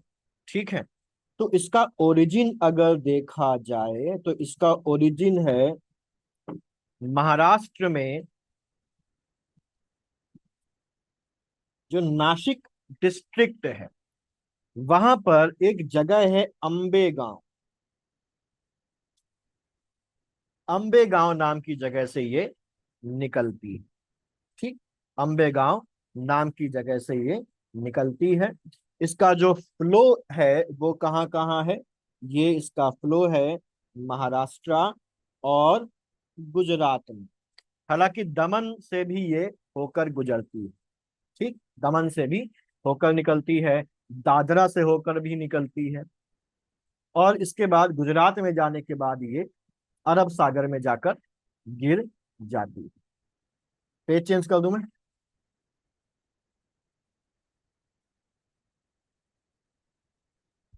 बोलिए। Yes sir. जी हो गया। सर। हाँ। हो गया। अब दमन गंगा पर इंपॉर्टेंट सिटीज एक्सेट्रा क्या है, तो इस पर इंपॉर्टेंट सिटी है गुजरात की वापी, एक इंडस्ट्रियल सिटी है गुजरात की। इसके अलावा दादरा, दमन। दादरा नगर हवेली की राजधानी किसी को पता है क्या है? वासा। सिलवासा। तो सिलवासा जो है वो सिलवासा सर भी, सिलवासा। हाँ सिलवासा भी इसी नदी के तट पर सिचुएट है। अच्छा, तो ये जो जितने भी हम लोगों ने नाम यहाँ पर लिखे हैं, वो चाहे वापी हो, चाहे वो दमन हो, चाहे वो सिलवासा हो, ये सभी जो है ये इंडस्ट्रियल सिटीज है। और हम लोगों ने कल उस दिन दामोदर नदी के बारे में बात की थी, और मैंने बताया था, दो बातें मैंने बोली थी कि जो नदी जितनी ज्यादा पवित्र होती है वो उतनी ही ज्यादा प्रदूषित होती है। दूसरी बात मैंने आपको ये बताई थी कि अगर कोई नदी किसी इंडस्ट्रियल एरिया से निकल रही है तो वो नदी भी कैसी होगी, प्रदूषित होगी। तो ये जो दमन गंगा है ये वापी, सिलवासा और दूसरी इंडस्ट्रियल एरिया से होकर गुजरती है, तो इसलिए ये जो दमन गंगा है ये भी हैविली पॉल्यूटेड, ये भी बहुत ज्यादा प्रदूषित नदी है दमन गंगा। इस पर एक रिजर्वायर है, एक जलाशय है जिसका नाम है मधुबन जलाशय। साथ ही साथ यहाँ पर इसके पड़ोस में एक नदी और बहती है जिसका नाम है रिवर पिंजल। यहाँ पर जैसे हम लोगों ने केन बेतवा लिंकिंग प्रोजेक्ट की बात की थी, वैसे ही यहाँ पर दमन गंगा और पिंजल लिंकिंग प्रोजेक्ट भी चल रहा है, जिसमें दमन गंगा और जो पिंजल है उसको आपस में एक नहर के द्वारा जोड़ा जाएगा।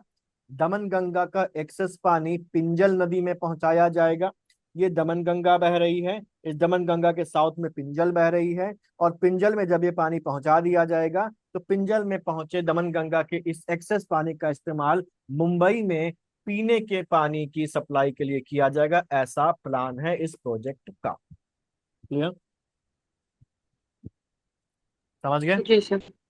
दमन गंगा के बारे में इतना ही। दमन गंगा के बाद अगली नदी है हमारी महाराष्ट्र में। हम लोग चल लेते हैं महाराष्ट्र में। मीठी नदी के बारे में बात करेंगे, लेकिन मीठी नदी के पहले एक नदी के बारे में और बात कर लेते हैं, उल्हास रिवर।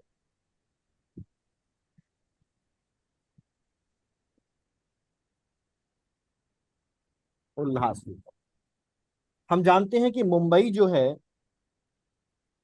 वो एक आइलैंड पर बसा हुआ है ना? मुंबई जो है यस। वो एक आइलैंड पर बसा हुआ है। क्या नाम है उस आइलैंड का? सलसेट। सलसेट। सलसेट। सलसेटी आइलैंड। बेसिकली थोड़ा सा ऑफ टॉपिक चल रहे हैं, लेकिन हमारे एग्जाम के लिए जरूरी है। बेसिकली जो सलसेटी आइलैंड था, ये एक आइलैंड नहीं था, ये 7 आइलैंड थे। 7 अलग अलग आइलैंड थे, और इन 7 अलग अलग आइलैंड्स को अंग्रेजों ने जब अपने कब्जे में लिया था, तो इन 7 आइलैंड के बीच की खाली जगह को उन्होंने भर लिया। और ये 7 आइलैंड जो हैं, जो अलग अलग थे, आपस में जुड़ गए, और जुड़ने के बाद एक कंबाइंड आइलैंड बना। ठीक है, तो पहले इसीलिए मुंबई को बोला जाता है। कभी कभी आप देखेंगे कुछ किताबों में आपको लिखा हुआ मिलेगा कि 7 द्वीपों पर बसा हुआ शहर। कौन है? मुंबई। ठीक है, हालांकि अब वो 7 द्वीप नहीं, अंग्रेजों ने सबको इकट्ठा कर दिया। तो ये सलसेटी आइलैंड है, और इसी सलसेटी आइलैंड पर मुंबई जो है वो सिचुएटेड है। और क्योंकि मुंबई हमारे देश की इकोनॉमिक कैपिटल है, बहुत ही ज्यादा आबादी वाला शहर भी है, तो इसीलिए ये भी सवाल कभी कभार आता है, ये पूछा जाता है कि भारत का कौन सा आइलैंड ऐसा है जिसमें सबसे ज्यादा पॉपुलेशन डेंसिटी है? जवाब क्या होगा? सलसेट। मुंबई। सलसेटी आइलैंड। ठीक है, सलसेट। यहाँ पर अगर हम लोग देखें, थोड़ा सा समझने की कोशिश करिएगा, अगर हम लोग देखें तो इस तरीके से ये सलसेटी आइलैंड है, इसमें जगह जगह पर दरारें पड़ी हुई हैं।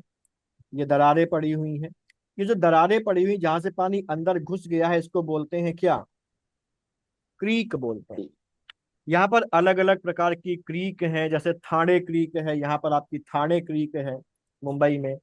ऐसे ही हमारे पास वसई क्रीक है, इधर ये वसई क्रीक है, यहाँ पर थाने क्रीक है।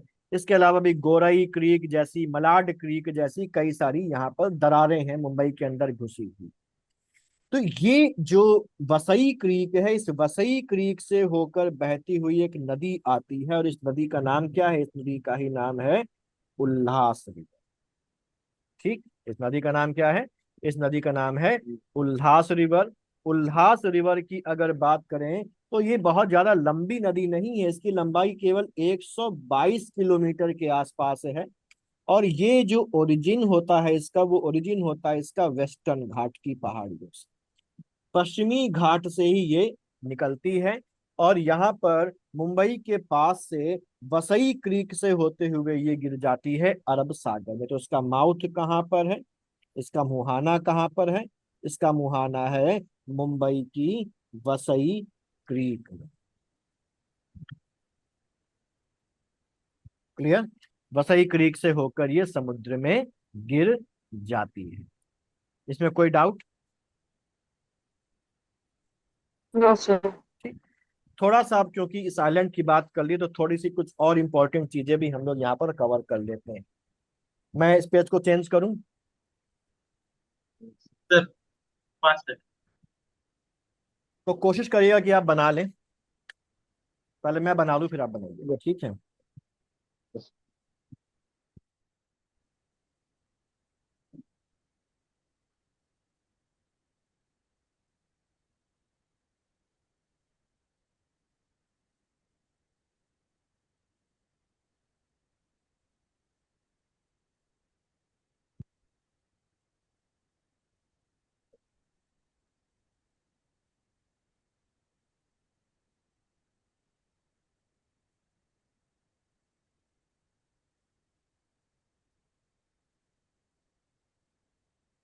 ये आपका यहाँ पर ये जो है,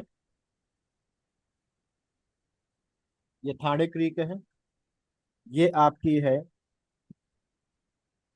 वसई क्रीक, ये आपका अरब सागर है। ठीक, ये आपका है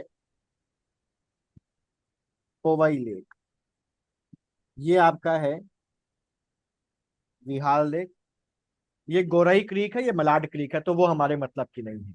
ठीक। इसको बनाने का ऑब्जेक्टिव ये है कि यहाँ पर जो थाने क्रीक है, इस थाने क्रीक पर एक आइलैंड यहाँ पर है और एक आइलैंड यहाँ पर। ये जो आइलैंड है, ये आइलैंड है आपका एलिफेंटा आइलैंड। ठीक। ये आइलैंड है बुचर आइलैंड। एलिफेंटा आइलैंड पर सवाल पूछा गया कई बार, कहाँ पर है, थाने क्रीक में है। ठीक। और यहाँ पर माहिम बे है, हमको उससे मतलब नहीं। और ये जो एक रिवर आ रही है, ये रिवर आपकी कौन सी है, ये रिवर है आपकी उल्हास रिवर। यहाँ पर अगर देखें तो ये जो पोवई लेक है, इस पोवई लेक से एक रिवर बहती हुई जा रही, छोटी सी रिवर है, यही रिवर का नाम है मीठी रिवर।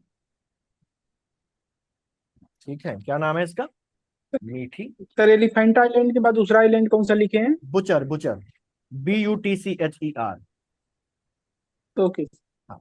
अच्छा, अब आ गए तो एक चीज और देख लेते हैं। यहाँ पर ये एक नदी बह रही है, हमारे लिए इंपॉर्टेंट नहीं है, बस लिख लीजिए, कभी आयोग का क्या भरोसा। ये दहिसर नदी है। यहाँ पर एक लेक है तुलसी लेक, इस तुलसी लेक से एक नदी निकलती है, इसका नाम है ओशिवारा रिवर। ये छोटे छोटे रिवर है, मुंबई के अंदर ही बह रहे हैं। सर विलोर ओशिवारा रिवर। लेक से। ये जो लेक है, ये तुलसी लेक है। ठीक। फिलहाल हमको यहाँ पर तो फिर ध्यान, से बता दीजिए। हाँ, यहाँ पर ये तुलसी लेक है, इस तुलसी लेक से एक नदी निकलती है जिसका नाम है रिवर ओशिवारा। उसके बगल में ये दहिसर रिवर है। हमको कंसंट्रेट करना है मीठी रिवर पर। ये तो मैंने ऐसे ही बता दिया कि कभी कुछ हो जाए, पूछ ले, कहीं घुमा फिरा के, तो आपको ध्यान रहेगी। ठीक। वापस आते हैं हम लोग। हमारे लिए जो लेक के नाम ध्यान रखने जरूरी है, वो ये एक विहार लेक और एक पवई लेक। चले आगे। सर एक मिनट। हाँ, चलिए मीठी रिवर के बारे में बात कर लेते हैं। कहाँ से निकल रही तो आपको समझ में आ ही गया होगा। उल्लास रिवर हम लोगों ने देख लिया, बात करते हैं मीठी रिवर। मीठी रिवर जो है ये कहाँ पर है, मुंबई में। मुंबई से ही निकलती है, मुंबई में ही खत्म हो जाती है। कहाँ से निकलती है, ओरिजिन इसका है कोवई लेक। कुछ लोग कहते हैं कि इसमें विहार लेक का पानी भी आता है, लेकिन माहिम बे में जाकर अरब सागर में ये गिर जाती है। तो इसका जो माउथ है, इसका जो मुहाना है, वो कहाँ पर है, मुंबई का माहिम बे। ठीक है, समझ में आ गई बात। तो यहाँ पर हम लोगों ने क्या क्या चीजें सीख ली। हम लोगों ने एलिफेंटा आइलैंड को भी देख लिया, हम लोगों ने वसई क्रीक को देख लिया, हम लोगों ने थाने क्रीक को देख लिया, उल्लास रिवर को देख लिया, पवई लेक को देख लिया, माहिम लेक को देख लिया। ये कुछ इंपॉर्टेंट चीजें हम लोगों ने देख ली, जो जिनमें कुछ पूछी जा चुकी हैं, कुछ अभी तक पूछी नहीं गई, लेकिन पूछी जा सकती। मीठी रिवर में इतना ही हमको ध्यान रखना, छोटी सी रिवर है, सलसेट्टी आइलैंड में ही खत्म हो जाती है। ठीक। अच्छा, एक चीज और ध्यान रखिए, यहाँ पर अगर मैं आपसे पूछूं कि जो सलसेटी आइलैंड है, वो कौन सी संरचनाओं के द्वारा मुख्य भूमि से अलग होता है, तो क्या जवाब देंगे, किसी को पता है?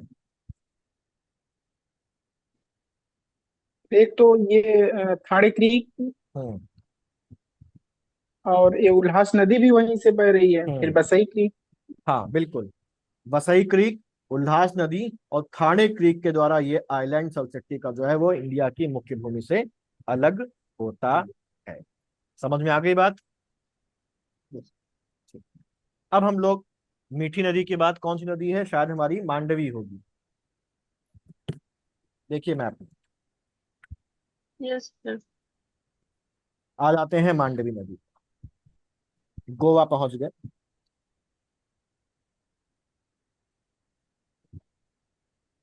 मांडवी या महादाई रिवर या महादेई रिवर, जिस भी नाम से पूछे। अब ये जो मांडवी रिवर है, ये गोवा में इसका माउथ है, लेकिन ये केवल गोवा से होकर नहीं बहती है।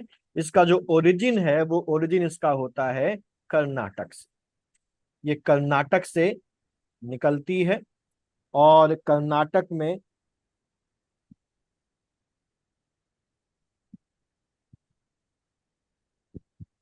कर्नाटक में कहाँ से निकलती है? कर्नाटक में है एक सैंक्चुरी जिसका नाम है भीमगढ़ सैंक्चुरी, भीमगढ़ अभयारण्य।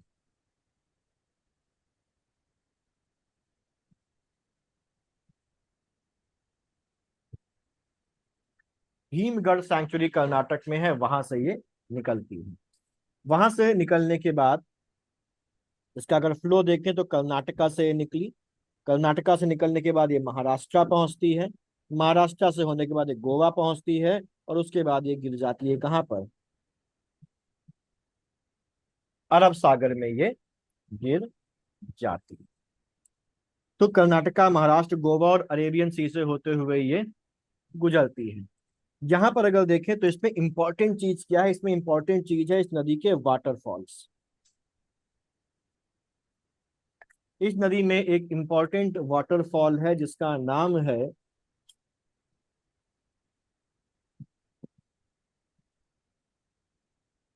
दूध सागर वाटरफॉल। बहुत सीनिक, बहुत सुंदर वाटरफॉल है, बहुत सारी फिल्मों में आपने इसको देखा होगा। ठीक है, डाल के देखिएगा गूगल में, दूध सागर वाटरफॉल।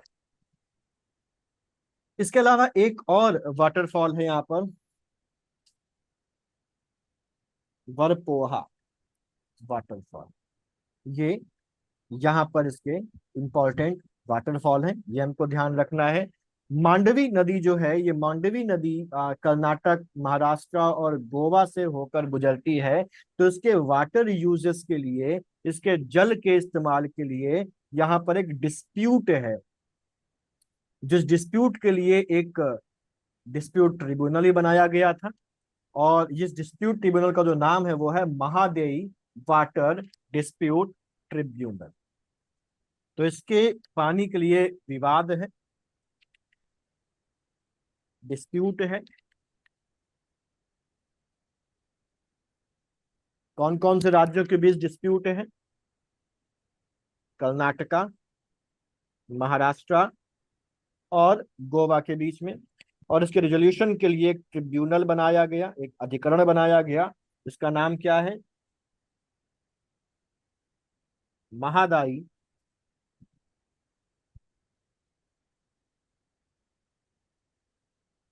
Water dispute tribunal. कब बनाया गया? 2010 में इसको बनाया गया। इसके बाद अगली नदी है हमारी रिवर जुआरी। रिवर जुआरी जो है ये भी गोवा में बहती है। एक चीज और यहाँ पर ध्यान रखनी है कि ये जो जुआरी रिवर है, इस जुआरी रिवर को और मांडवी नदी को आपस में एक नहर के द्वारा जोड़ दिया गया है। ठीक, जुआरी नदी बेसिकली गोवा में ही है। और जुआरी नदी की बात करें तो ये एक प्रकार की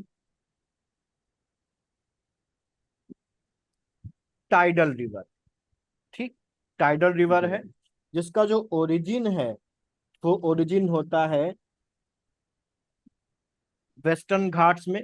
वेस्टर्न घाट में एक जगह है हेमाद बरशेम,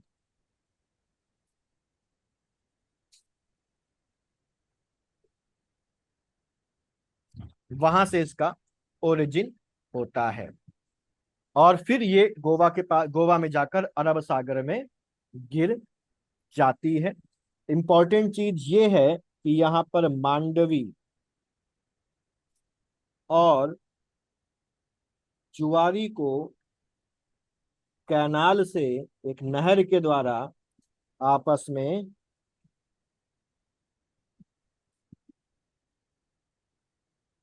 जोड़ दिया गया है।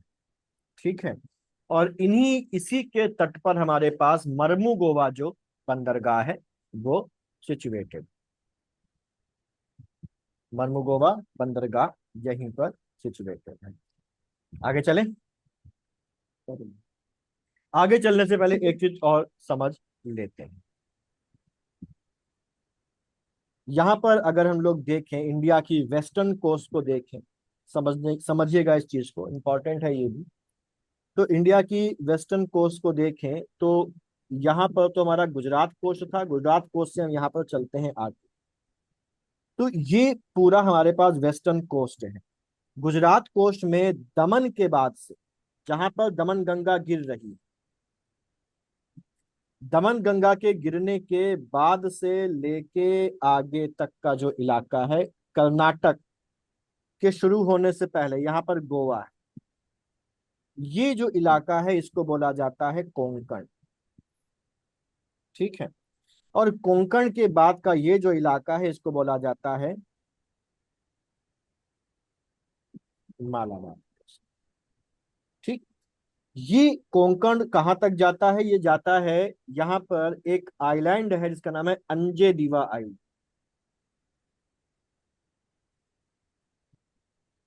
जो बेसिकली गोवा और कर्नाटका के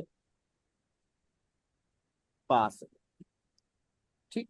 और यहां से शुरू हो जाता है मालाबार। तो मालाबार कोस्ट में अगर देखें तो कौन कौन से स्टेट्स आते हैं, तो इसमें आता है गोवा का साउदर्न टिप इसमें आता है, कर्नाटका का हिस्सा आता है, प्लस केरला का हिस्सा मालाबार कोस्ट में आता है। ध्यान रहेगी ये बात।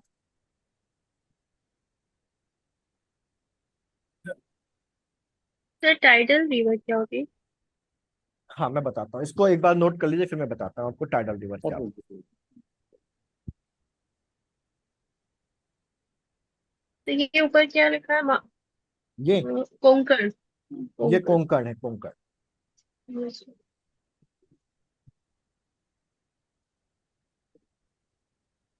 देखिए टाइडल रिवर का मतलब क्या होता है।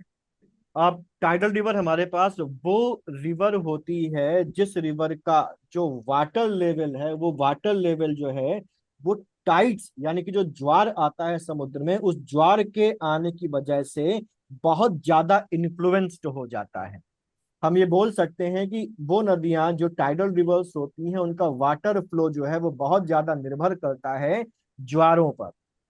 ज्वार का पानी अंदर चला आता है और फिर वही ज्वार का पानी नदी के बहुत अंदर तक चला जाता है और वही वापस बहता हुआ नीचे आता रहता है। ऐसी रिवर्स को हम टाइडल रिवर्स बोलते हैं। टाइडल रिवर्स के बहुत सारे एग्जांपल्स दुनिया भर में है। जैसे हमारे पास जो जुआरी नदी है, ये टाइडल रिवर का एग्जांपल है। ठीक। ऐसे ही अगर हम लोग देखें तो जो पराना पैराग्वे रिवर का जो मुहाने वाला हिस्सा है उसको भी टाइडल पोर्शन हम बोल सकते हैं। पराना पैराग्वे रिवर्स कहाँ पर है?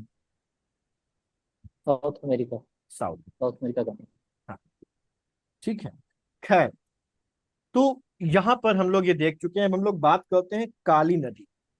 काली नदी के पहले ये बताने का ऑब्जेक्टिव हमारा ये था कि काली नदी जो है वो हमारी बहती हुई आती है जब कर्नाटका शुरू होता है, और जहां पर ये जो इलाका है जहां से मालाबार शुरू हो रहा है और कोंकण खत्म हो रहा है, वहीं पर आके हमारी काली नदी जो है वो समुद्र में गिर जाती है। ये जो जगह है यहीं पर एक आइलैंड है जिसका नाम है अंजेडिवा आइलैंड,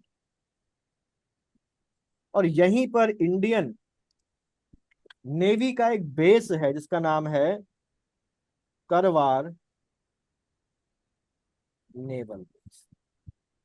किस नदी के तट पर? काली नदी के तट पर।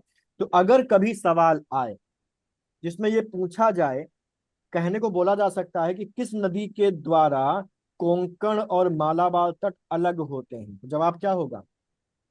काली नदी। का अलग नहीं होते, लेकिन ये उसके बॉर्डर पर आ रही, इसलिए ऐसा कहा जा सकता है, बनाने को बनाया जा सकता है ऐसा सवाल। ठीक है। तो अगला हमारे पास, अब मुझे सर इंडियन नेवी बेस का क्या नाम है? करवार, करवार KARWAR। करवार शहर है कर्नाटक का, वहां पर उसी के नाम पर नेवल बेस है।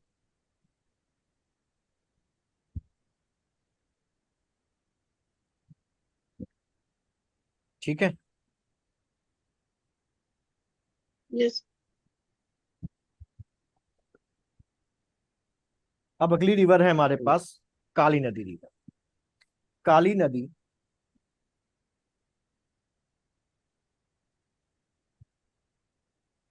रिवर, ध्यान रखिए, एक है काली रिवर जो हम लोगों ने नॉर्दर्न रिवर से पढ़ी थी, याद है ना, काली और कर्नाली वाली, है ना, वो उसका नाम काली है, इसका नाम काली नदी है, समझ गए। लेकिन इसको भी काली के नाम से पुकारा जाता है कभी कभी। तो यहाँ पर ध्यान रखिएगा कि काली नदी भी दो हैं, एक ऊपर बह रही है जो काली और कर्नाली मिलकर घाघरा बनाती हैं, और ये जो यहाँ पर बह रही है कर्नाटक में काली नदी के नाम से, इस काली नदी को भी काली बोला जाता है। तो ये ध्यान रखना है, अगर काली रिवर के बारे में सवाल आए तो ये दिमाग में पहचानना है कि कौन सी वाली काली नदी के बारे में पूछा जा रहा है। समझ गए आप लोग? Yes sir. ठीक। अब ये जो है, ये रिवर बेसिकली जो काली नदी है ये कर्नाटक में, कर्नाटक में ही इसका उद्गम होता है और कर्नाटक में ही ये जाके खत्म हो जाती है। इसका जो ओरिजिन है कर्नाटक में ही है। कर्नाटक में बेसिकली दिग्गी नाम की एक जगह है, वहां से ये निकलती है और करवार में जाके ये अरेबियन सी में मिल जाती है जाके। इंपॉर्टेंट चीज यही है कि यहाँ पर अंजडीवा आइलैंड है और ये जो है वो कोंकण और मालाबार कोस्ट के बॉर्डर पर जाकर समुद्र में, अरब सागर में जाकर गिरती है। ठीक है, चलें आगे। जी सर। पेज चेंज कर दूं। यस। अगली नदी कौन सी है? शरावती होगी। ठीक है, शरावती है। शरावती नदी भी एक इंपॉर्टेंट नदी है क्योंकि इस पर एक इंपॉर्टेंट वाटरफॉल है। किसी को पता है उस वाटरफॉल का नाम? जो जो जो यस वाटरफॉल, दरअसल है ना? हाँ। तो ये जो नदी है, ये नदी भी कर्नाटक में बहती है।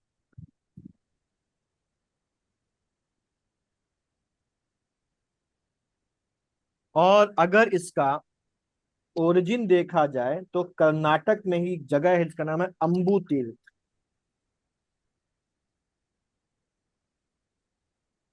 अंबू तीर्थ से ये निकलती है, शिमोगा जिला है, शिमोगा जिला के पास से अंबू तीर्थ से ये निकलती है और ये जाकर गिरती है अरेबियन सी में, या लक्षद्वीप के सामने है ना, लक्षद्वीप सागर में, अरेबियन सी या लक्षद्वीप सागर में जाकर ये गिरती है। यहां पर इसमें इंपॉर्टेंट चीज केवल ये है कि इस नदी पर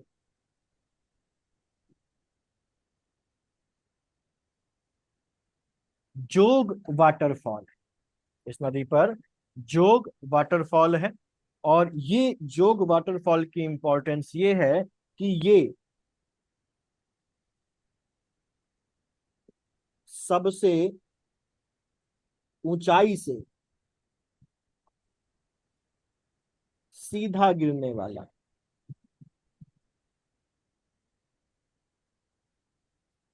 वाटरफॉल है भारत का, सबसे ज्यादा ऊंचाई से सीधा गिरने वाला वाटरफॉल है। शरावती नदी पर दो डैम इंपॉर्टेंट है, दो बांध इंपॉर्टेंट है। एक बांध है गरसुप्पा बांध और दूसरा बांध है लिंगमक्की बांध।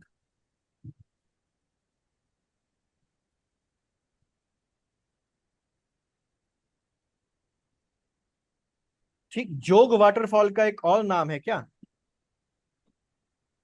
गरसोप्पा। हाँ, गरसुप्पा। बोलते ठीक है, गरसुप्पा।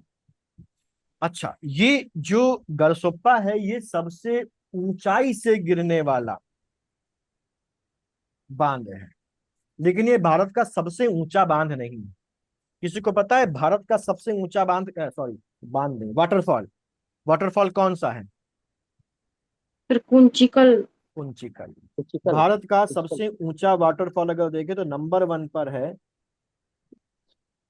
कुंचिकल, नंबर 2 पर है बरकना, और नंबर 3 पर है जोग। ठीक है, नंबर 3 पर है जोग। लेकिन अगर सीधे सबसे ऊंचाई से गिरने वाला पूछा जाए तो फिर जोग हो जाए, डायरेक्टली गिरता है सबसे ज्यादा ऊंचाई से। क्लियर? तो ये जो चीज हमारे पास हो गई, ये हो गई हमारे पास शरावती नदी। शरावती नदी के बाद अगली छोटी सी, ज्यादा पढ़ने वाला नहीं है उसमें, अगली नदी है हमारे पास नेत्रावती।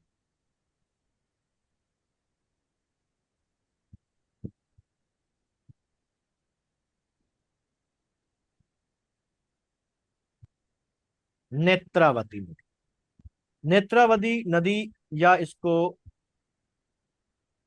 अच्छा एक नदी वेत्रावती भी थी, पढ़ा है कभी वेत्रावती नदी के नाम? सर वेत्रवती तो उसको कहते हैं ना, उसका बेतवा। प्राचीन नाम है सर उसका, बेतवा को, है ना? बेतवा का। बेतवा को तो अगर कभी सीक्वेंस में लगाने को आ जाए ना कि नेत्रावती, वेत्रावती, शरावती, तो कंफ्यूज नहीं होना कि तीनों लाइन से होंगी। वेत्रावती कौन सी है? बेतवा है। ठीक है, और शरावती और नेत्रावती अलग है। ठीक, ये जो नदी है, ये बेसिकली इसका ओरिजिन जो होता है वो होता है कर्नाटका में ही, कुद्रेमुख की पहाड़ियों से इसका ओरिजिन होता है। ठीक, डिस्ट्रिक्ट की बात करें तो डिस्ट्रिक्ट का नाम है चिकमंगलूर। चिकमंगलूर डिस्ट्रिक्ट में कुद्रेमुख के पास से इसका ओरिजिन होता है। ठीक है, और इस ये आगे चलकर मर्ज हो जाती है एक दूसरी नदी पर जिसका नाम है कुमारधारा रिवर। कुमारधारा रिवर के साथ ये मर्ज हो जाती है, लेकिन नदी का नाम यही नेत्रावती ही रहता है। अंत में जाके ये गिर जाती है कहाँ पर? अरब सागर में गिर जाती है। नेत्रावती के बाद अगली नदी हमारे पास है भरतपुझा। अब हम लोग पहुंच गए केरल में। कुछ नॉन स्टैंडर्ड किताबों में भरतपुझा के बारे में कुछ गलत चीजें लिखी हैं, जैसे कि ये वेम्बनाड लेक में गिरती है जाके, वो गलत। वाडी टाइप की कुछ किताबों में आपको देखने को मिलेगा वेम्बनाड लेक और भरतपुझा में लगभग 100 किलोमीटर का अंतर। ठीक है, भरतपुझा के और नाम कौन से हैं? भरतपुझा को ही नीला रिवर के नाम से जानते हैं, नीला नदी भी इसको बोलते हैं, और कहीं कहीं पर पुन्नानी नदी का नाम भी इसके लिए मिलता है। ठीक, केरल की है, और केरल में अगर देखा जाए तो ये जो ओरिजिन इसका होता है, ओरिजिन इसका होता है अन्नामलाई की पहाड़ियों से।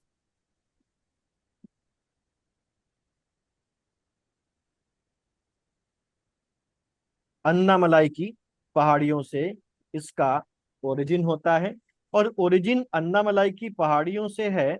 और अन्नामलाई की पहाड़ियां कहाँ पर है? तमिलनाडु। यानी कि तमिलनाडु से निकलती है और तमिलनाडु से होते हुए ये पहुंचती है कहाँ पर? केरला पहुंचती है, और केरला में पहुंचने के बाद ये गिर जाती है अरब सागर। ठीक,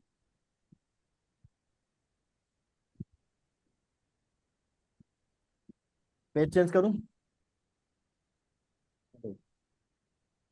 जी सर। अरब सागर में ये गिर जाती है भरतपुजा नदी। तो इतना हमको यहाँ पर ध्यान रखना है। ठीक, इसके बाद हम लोग आते हैं, अच्छा एक चीज और यहाँ पर ध्यान रखें, ये जो भरतपुजा है ये एक दर्रे से होकर बहती है। कौन सा दर्रा? दर्रे का नाम है पलक्कड़ गैप।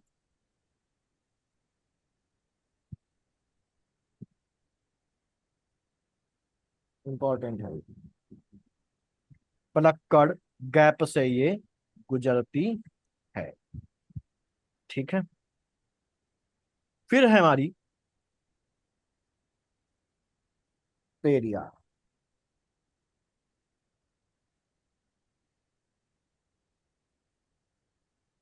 जो रिवर पेरियार है ये भी केरल की एक रिवर है। और ये जो पेरियार रिवर है, ये पेरियार रिवर एक टाइगर रिजर्व से होकर गुजरती है जिसका नाम है Periyar tiger reserve.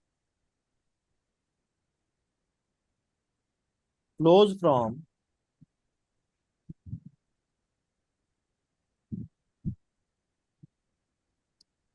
Periyar tiger reserve. ठीक है, चलें आगे।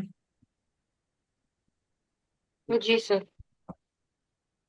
इसका जो माउथ है वो है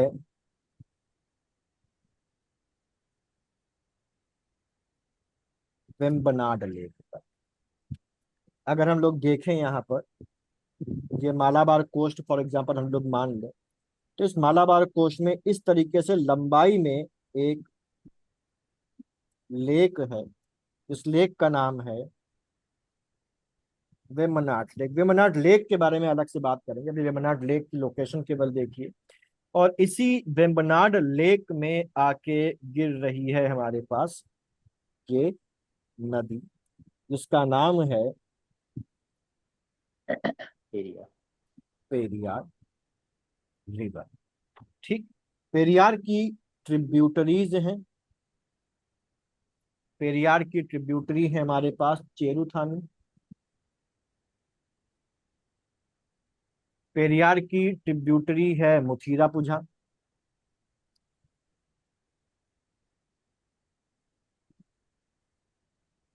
ये पेरियार की ट्रिब्यूटरी है। इसी पेरियार पर अगर देखें तो है हमारा इडुक्की डैम और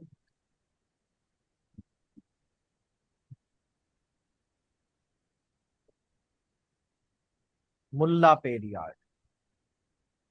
मुल्ला पेरियार डैम इसी पेरियार रिवर पर।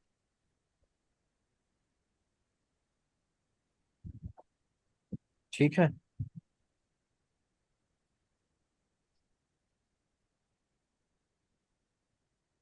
चलें आगे, पेज चेंज करें। जी सर। हाँ, एक नेशनल पार्क भी है। Periyar tiger reserve.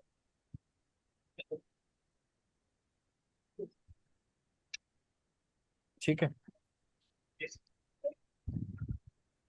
एक और रिवर है यहाँ पर,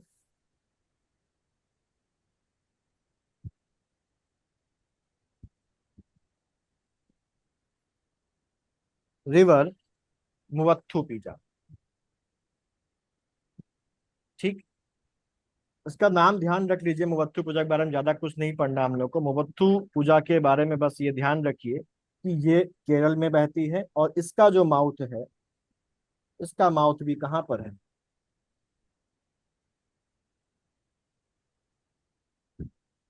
वेम्बनाड लेक पर है।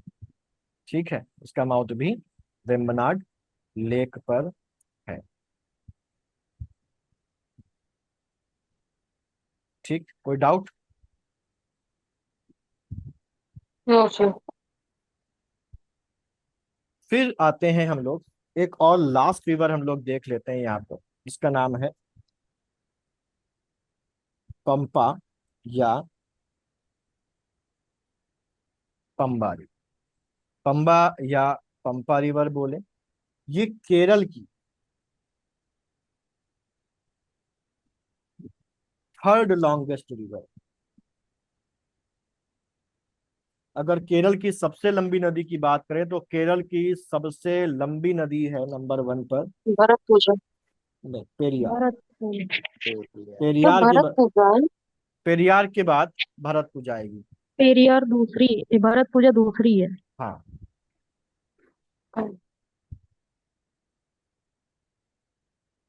ठीक है। चले आगे। जी सर। और तीसरी जो है हमारे पास वो पंपा या पंबा है। पंबा इसलिए इंपॉर्टेंट है क्योंकि इसी पंपा के तट पर है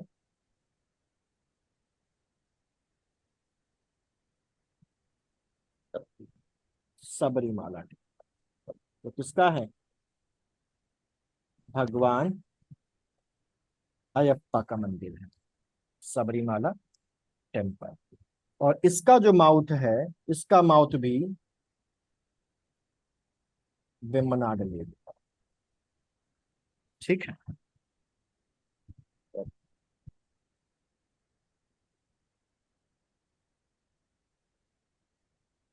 कोई डाउट?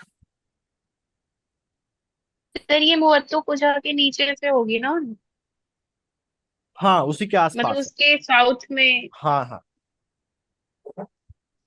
ठीक है। और यस सर। क्योंकि ये सबरीमाला टेम्पल के तट पर है तो इसकी केरल में बहुत इंपॉर्टेंस है। इसको जैसे गंगा को हम लोग पवित्र मानते हैं उत्तर भारत में, वैसे ही वहां पर जो हिंदू हैं वो इसको गंगा के जैसे ही पवित्र मानते हैं। और ये माना जाता है कि पंपा या पंबा नदी में नहाने से जो भी पाप हैं वो क्या हैं, वो धुल जाते हैं। और हम लोगों ने एक कहानी पढ़ी है रामायण में, शबरी वाली, पंपा सरोवर। है ना। तो वो जो शबरी से मुलाकात हुई थी भगवान राम की, वो भी यहीं इसी नदी के तट पर के आसपास ही हुई थी। ठीक। और जो शबरी माला है, शबरी माला का नाम भी वही शबरी से ही आया है।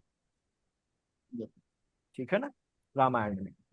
तो ये उसी पंपा नदी के किनारे की बात यहाँ पर हो रही है। ठीक है ना। तो यहाँ तक कोई डाउट तो नहीं?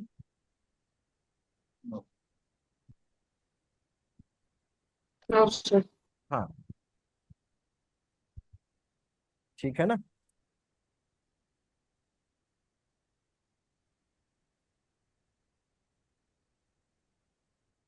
तो अयप्पा भगवान सर, हाँ, भगवान अयप्पा के बारे में कोई बताएं, कोई कौन है अयप्पा भगवान? विष्णु का कोई। विष्णु जी कोई कहते हैं। हाँ, विष्णु जी को ही बोलते हैं। Yes sir. सर बहुत फेमस है। सबरीमाला टेम्पल का तो अभी विवाद भी हुआ था ना, वहां पर जो महिलाओं को जाने जी पर रोक लगाई गई थी, वो यही मंदिर तो था। जी सर, 2019 में हाँ, जिस पर काफी बवाल हुआ, तो वही सबरीमाला टेम्पल है। जी सर। ठीक है ना। ठीक है। तो ये अब केवल हमारे पास रिवर से बचा हुआ है ईस्ट फ्लोइंग रिवर, उसको हम लोग कल कंप्लीट कर लेंगे। चलिए फिर इतना रखते हैं। आज की क्लास में सब क्लियर रहा? कोई डाउट तो नहीं हुआ? नो सर, पढ़ने में मजा आई? बहुत ज्यादा यस सर। Yes sir. ठीक। चलिए फिर सर। कल मिलते हैं। ठीक है, good night. Good okay night. Sir, good night. Good night.